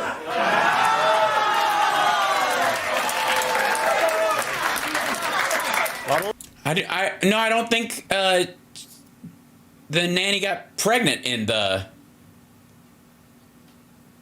Yeah, I don't think she got... Did she get pregnant? I thought they just slept together. I think it was an affair, wasn't it? I mean, maybe, you know, I'm for it. Obviously, these people would be better. It would be happier if both these men had aborted those fetuses. Love, lot of love. At the World Series last night, 2 Yankees fans tried to pry a foul ball out of the glove of Dodgers right fielder Mookie Betts. I got to be honest, it's nice to see New York fans try to steal something besides a wallet. A wallet?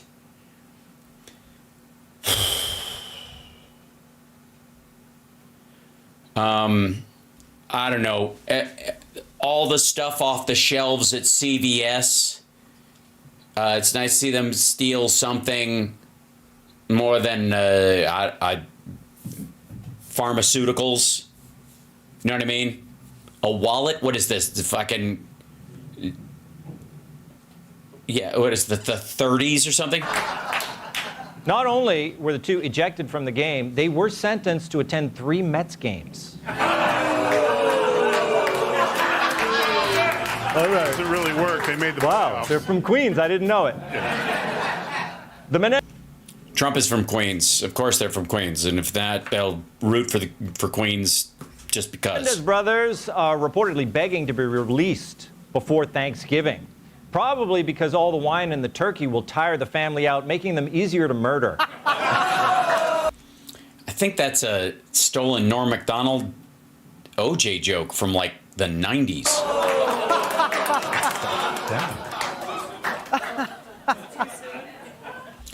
Also, their parents are already dead. Kamala says she hasn't done any of the things she's promising to do as president because right now she's only the vice president. She is? Asked one man. You didn't know. Yeah, I think you got it. When you have Mike Pence almost getting murdered the first time around, I think you steer clear of vice president jokes entirely. Oh, it gets worse? Somebody else has already watched this? Shit. After 3 years as a couple, Channing Tatum and Zoe Kravitz have broken off their engagement.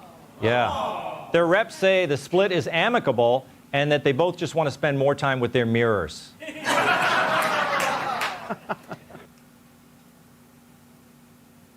All right. I mean, if you're going to do Jay Leno jokes from the early 2000s, you know, I guess this is the time to do them. South Korea is spending over $300 million to combat the country's loneliness epidemic, and they're starting by bringing in an expert.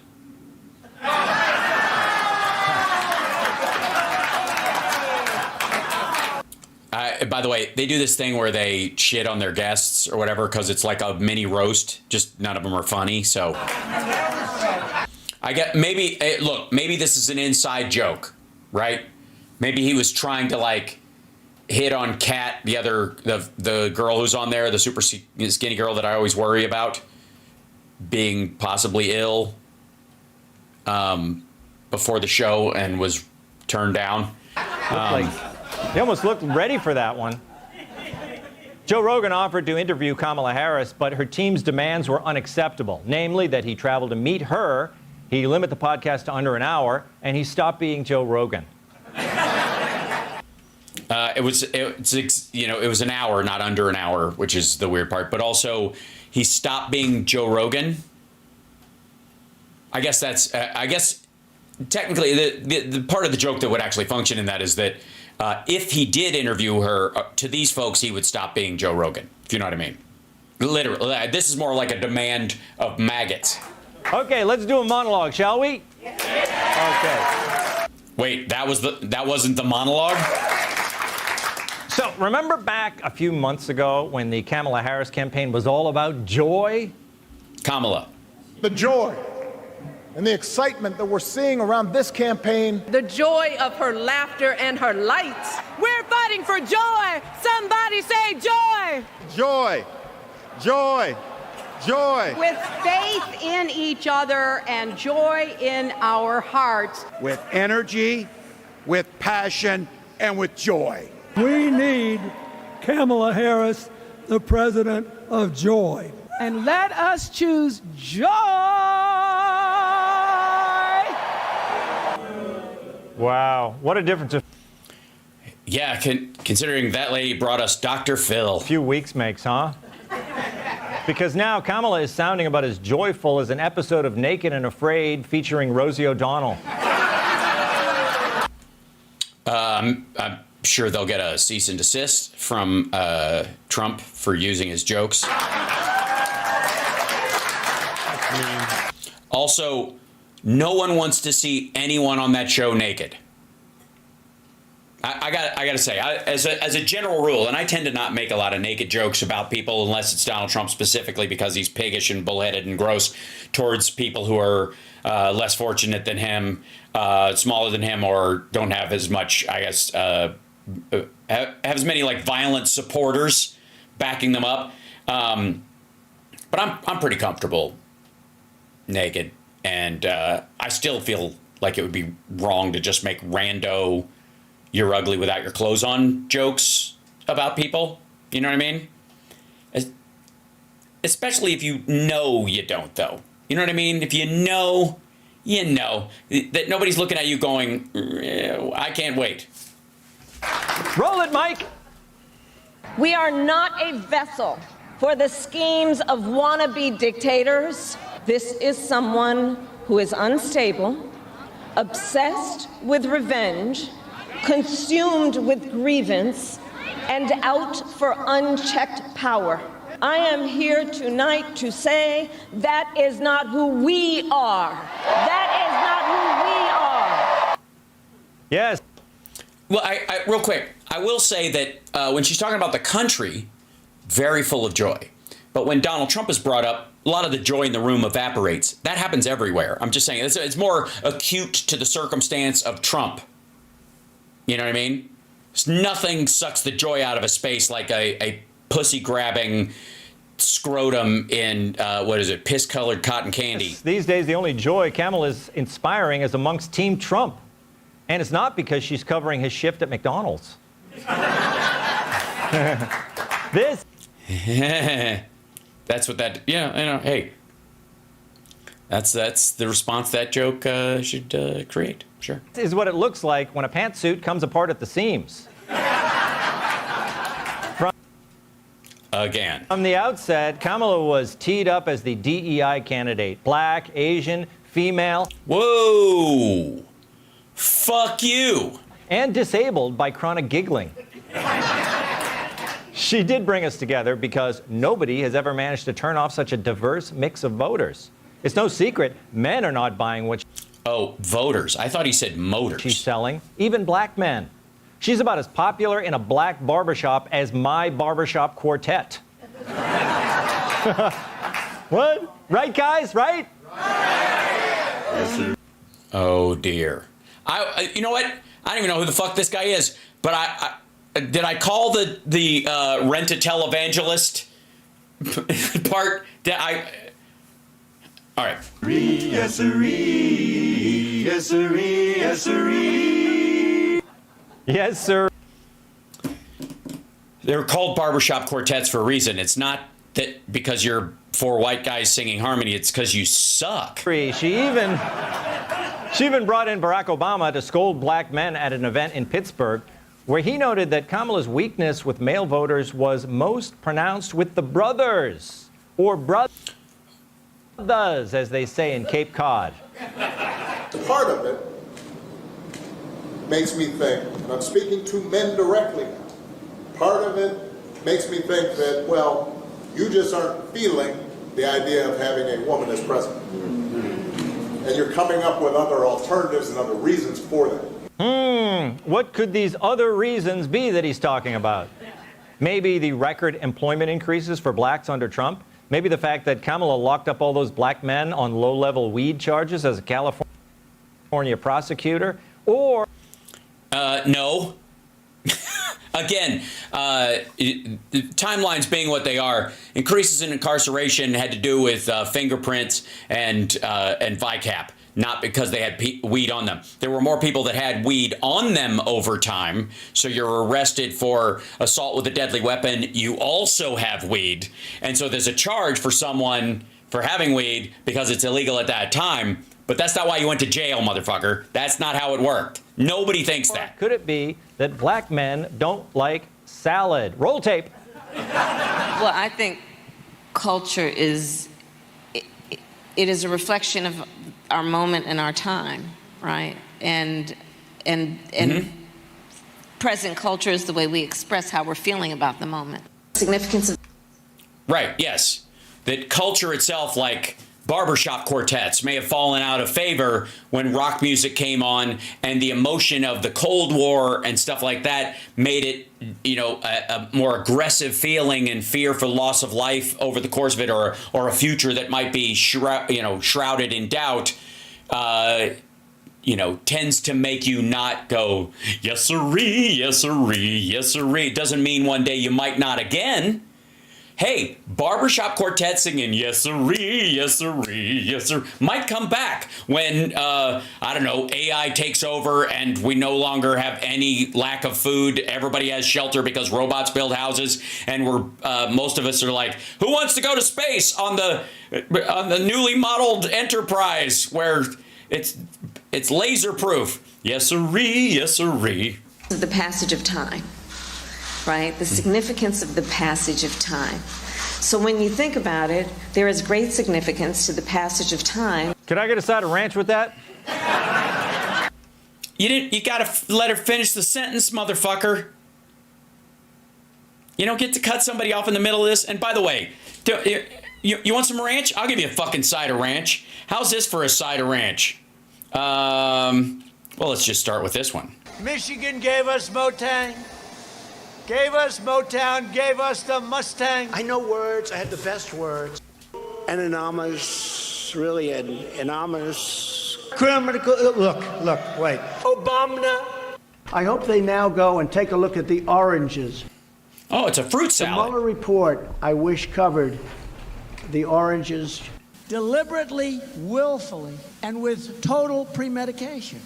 Yeah, sure. The demonstrators who infiltrated the Capitol have defied the seat of justice. It's defiled, right? See, I can't see it very well. Yeah, well, it's as close as we can get it without the camera hitting the end of your nose. Diversity, lottery, and God bless the United States.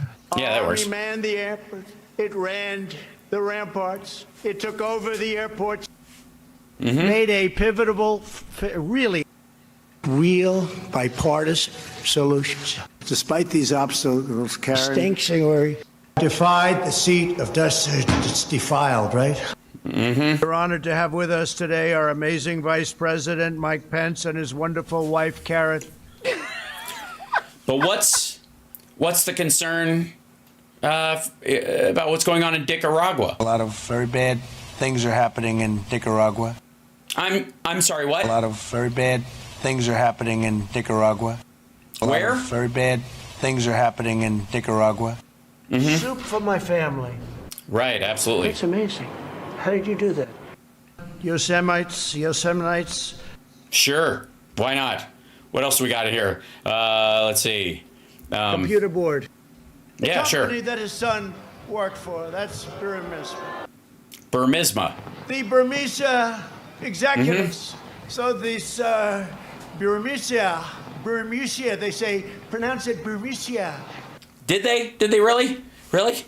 You want some fucking ranch, buddy? I got a dispenser. I'll put some on your forehead.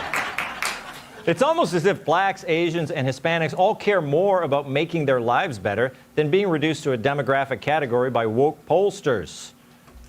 Or a dismissed category by Donald Trump. Another reason that the left is short. Also, wait a minute.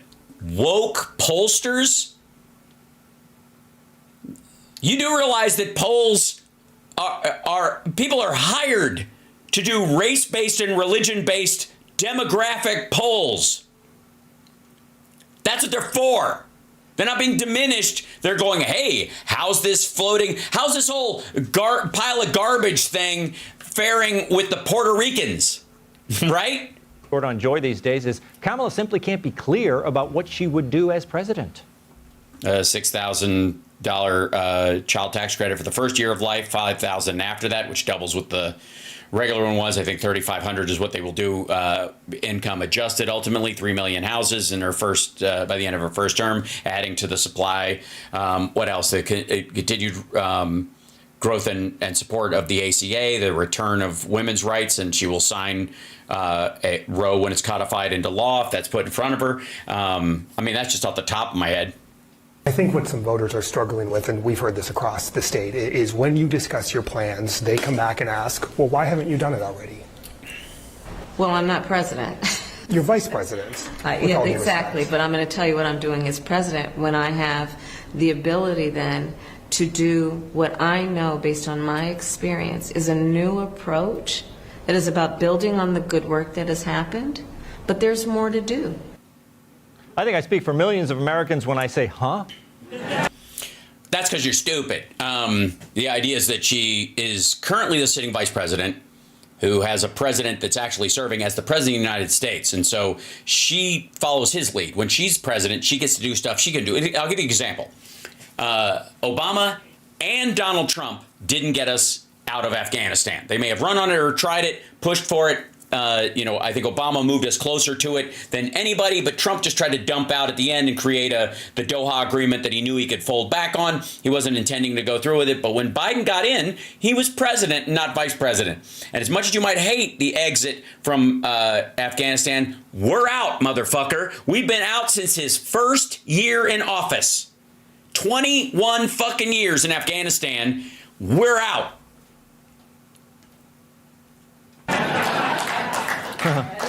But he could not do that as vice president. Matter of fact, as vice president, he was against the surge for that very reason. This is just throwing good money after bad. It's not going to change a thing. The generals are going to tell you that they just need a little more time, but it's not going to happen. When they come to you, just say no and get the fuck out. It's not helping. As a matter of fact, it's making it worse. He was against it. And there's Gates and a bunch of others were saying he's been on the wrong side of everything. Wasn't on the wrong side of that, motherfucker. Because when he got in, we got out, and we haven't looked back. I guess her answer is sort of the presidential version of we have to pass the bill in order to see what's in it. And she also repeated her favorite out of committee phrase.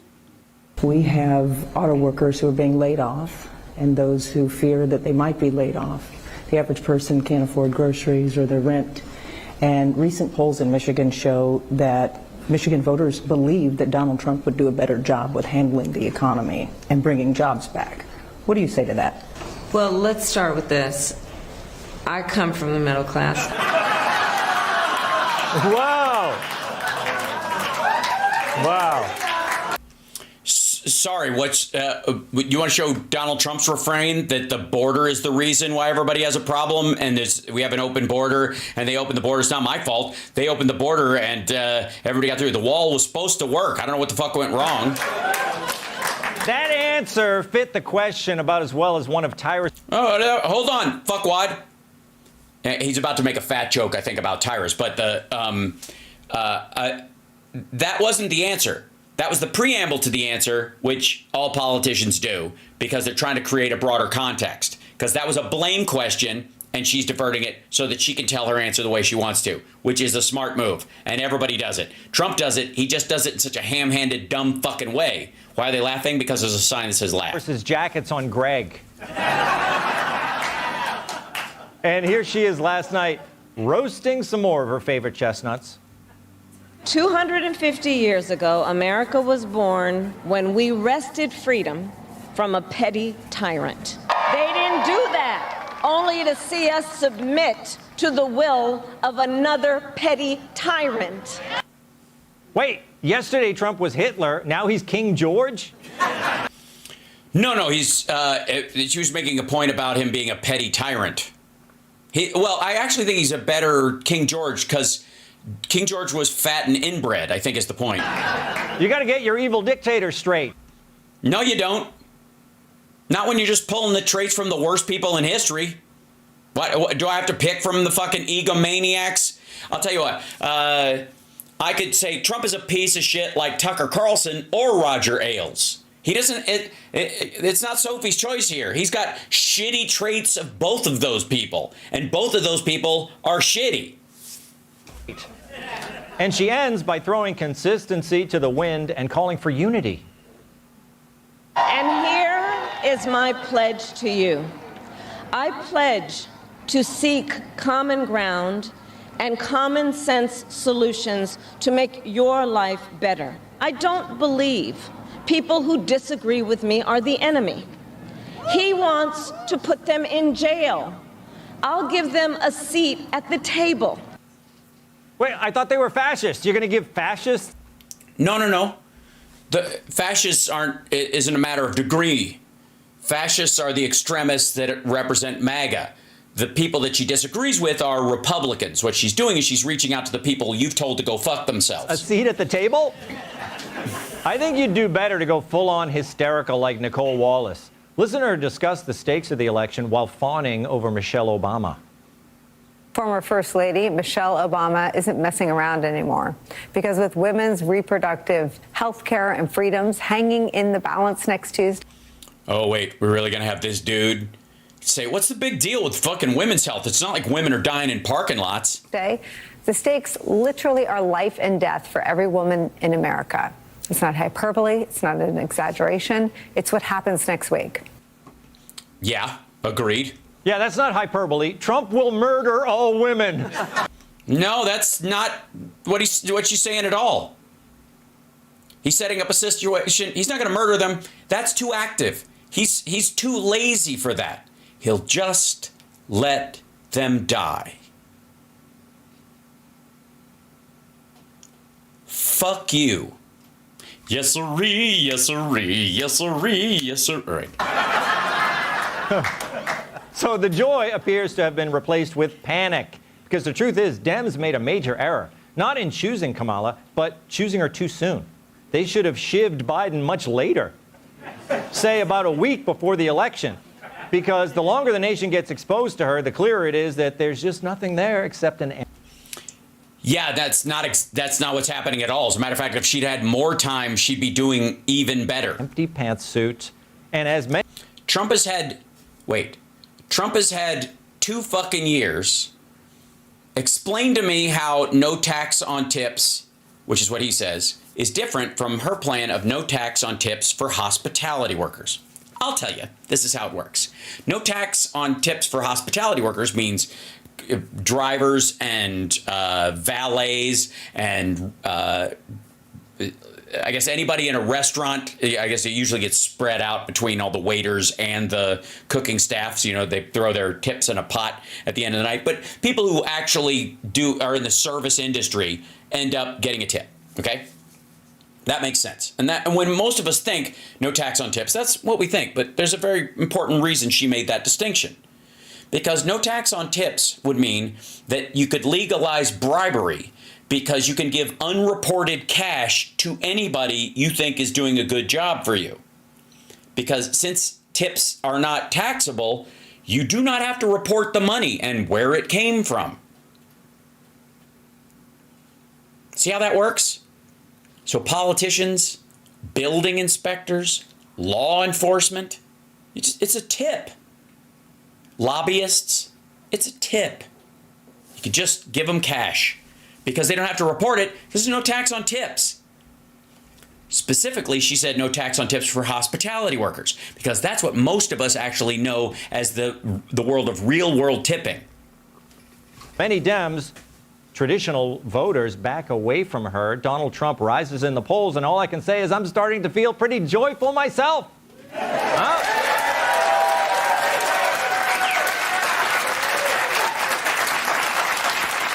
Well, yeah, that's because Fox News always does better when there's a Dem in the White House because they make a lot more money. They sell out more ads. Their viewership goes up. Let me ask, what time is it, guys? Time to have some fun. Yes, sirree, yes, sirree, yes, sirree, yes, sirree. Flat. Who's flat? Let's welcome tonight's guest. Woof. Yeah, that's the opening of the show. That draggy pile of shit. This Halloween, he's going. What kind of a interview, like, panel show has a 10-minute and 45-second fucking opening? I'm serious. Like, how quick is, like, all the monologues on, like, most of the late night shows are way shorter than that. I'm trying to think of any other, like, even Real Time. Like, he doesn't have a fucking 10-minute monologue Invisible Dad, actor, before they get to the first guest. He won't feed his family unless they make reservations. First, chef, restaurant owner, and author of the new book, Andrew Gruel's Family Cookbook, Andrew Gruel. I look forward to him playing Lee Greenwood in the made-for-TV direct-to-DVD. She wants to rid the nation. That's the woman I was telling you about, who I'm concerned that she may be losing weight too fast. Of polarization. New York Times bestselling author and Fox News contributor Kat Timp. And doctors test his reflexes with a wrecking ball. New York Times bestselling author, comedian, former NBA. Wait, he just did the shocker? What kind of show is this? Also, is that a draped cardigan? All right. They're just kind of like a gray bathrobe. Okay, Tyrus, you know what is interesting?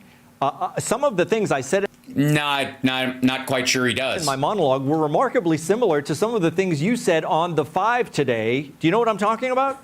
Well, pretty much plagiarized everything I said, yes. I know, but Tyrus, that's the only thing that kept me from attacking. Was like, wow, this guy's talking really black. I'm getting pissed. And I realized, I was like, wait a minute, he's talking about me. Thanks for watching. Yes. Appreciate that.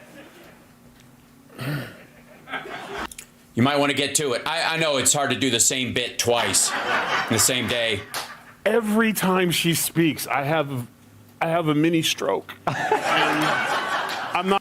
Yeah, it's that thing when women start talking like they're allowed to. Not the only one, because we thought it was a bug problem because everyone's like, what is she? The do you mean? Like, you really? That's your reaction? That's your reaction, Tyrus. We're gonna go to that. You know what? Come along with me, kids. Come along. We don't have to. He's very concerned about what's said and how it's said and what Trump says and what Harris says. So let's see what Trump said, because I don't think we actually got, if I may, the. Where is it? Yeah, let me open this back up again. I don't think we got to actually hear what Trump said in the truck. Remember when he was getting in the. He's getting in the truck, right?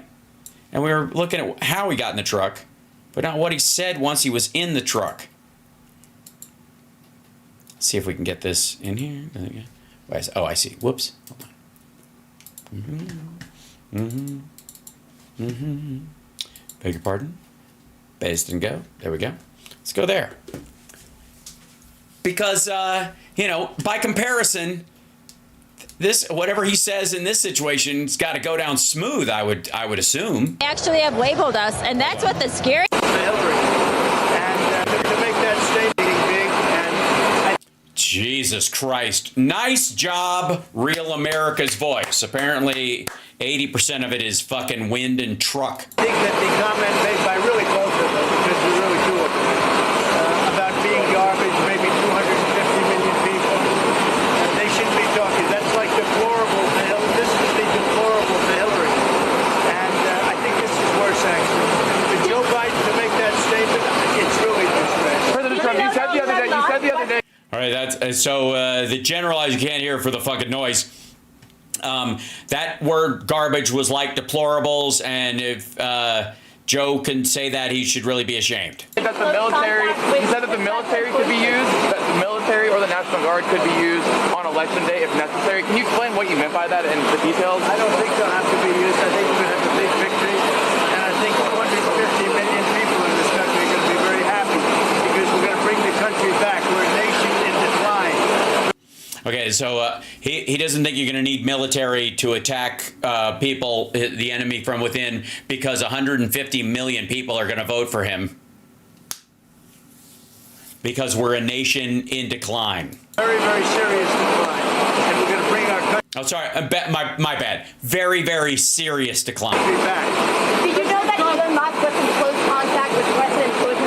Did you know about this? Did you know about Elon Musk's calls and close communication with President? Elon is a great guy. He's one of our geniuses, and we have to protect our geniuses. So she's asking about Elon Musk being in contact with Putin, and he goes, Elon's a great guy. He's one of our geniuses, and we have to protect our geniuses. Mr. President, there's a report that you... There's a report you owe people of Puerto Rico an apology for what the Canadian said. I love Puerto Rico, and Puerto Rico loves me. I don't know. I love Puerto Rico, and Puerto Rico loves me, and I don't know the gentleman. I don't know anything about a comedian. I don't know anything about a comedian. I love Puerto Rico. Nobody's done more for Puerto Rico than me.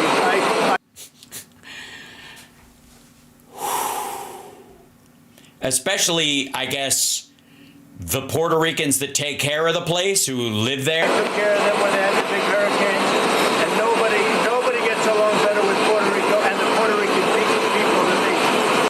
Nobody gets along with Puerto Rico and the Puerto Rican people than me. And if anybody disagrees with me and I'm in the office again, you're fucked if there's another hurricane, because I didn't like helping you guys in the first place. They love me and I love them. What did you make of the comedian jokes that you had for the fire crowd? Hold on. Jesus Christ, that's annoying. President Trump, you asked for law enforcement to investigate in Pennsylvania. If they find no evidence of cheating, will you accept the results if you lose? I guess they had quite a few ballots, 2,600 ballots with the same person. Right. But if they find no evidence of cheating, will you accept the results? Pennsylvania? Oh, if they find no evidence of cheating anywhere else, I hope that's going to be the case. Win, lose, or draw, I hope that's going to be the case. Sir. Win, lose, or draw, I hope that's going to be the case. He knows he's losing. That's what that is. In Bucks County. Now, listen, I have to do something because... Hey, listen, I have to do stuff because this is a stunt and I've got to drive the truck around so they can get footage of it, because I don't know what the fuck this is. Brett Favre is a great guy. I got to do stuff because Brett Favre is a great guy. Yeah, he's a great guy who allegedly defrauded $7 million of welfare funds for himself. Just endorsed me. He's very important at this moment. I mean, he's got a little problem for himself, and I thought it was very brave that he came out, and I want to go over and see Brett Favre. We're all going together, I assume. You're going over. I'm going to make a speech. We're going to then try and beat the weather out because we have some bad weather coming in. But I just wanted to let you know that 250 million people, that's what I think the real number is for making America great again. 250 million. We're a country of 340 million people. He thinks 250 million people are going to vote for him. He thinks MAGA is 250 million people. Like, that includes people who are in coma wards and every toddler in the country. What the fuck? The real number. They don't think in terms of garbage, okay? They don't use terms like that. And it's a shame. And Joe Biden should be ashamed of himself if he knows what he's even doing. And she should be ashamed because she shouldn't let... Yeah, Mr. Shame. She should be ashamed. Do they drive away? Does they actually show the truck going off? They do. Hold on. Nope, they Actually have didn't do labeled it. us, and Motherfucker. He rolls off and they drive like in a circle. Yeah, it's so fucking Dukakis. Hold on one second. So yeah, but tell me again about word salad, I guess, and whatchamacallit, Tyrus going, oh, her voice just drives me crazy. Maybe that's why you can't hear the words she's actually fucking saying, you cretin. That said, yeah, shit, I'm over time. It blazed by. Appreciate you guys. Tomorrow morning, regular show. Rob can't be with us, but Philip Hittner will be with us second hour. My guest will probably be Pi, but we'll see. And if you don't know what that is, you'll meet her tomorrow. Just saying. Also, we have a new pet here at the house. I don't know when we'll be able to show the new pet, but it's not what you're thinking. But yes, time does fly. Zipped by. That said, let me jump in here real quick, and we have, yeah, Jesus Christ, it's never ending. Anyways, I will see you guys tomorrow. Take care of yourself and take care of somebody else. Like, subscribe, give a thumbs up, support the show. And don't forget, we cut the pieces of the show into, shorter form things, even though some of the things take me the whole show. But we, put them out in little chunks or whatever. You could share those around. That'd be immensely helpful on your socials and your medias. Let people know what they're missing. Because a lot of people don't get to see the show because the internet is full. So that's the problem. And I don't think, by the way, if you think my opinion about Marlon Brando is rough, wait till I tell you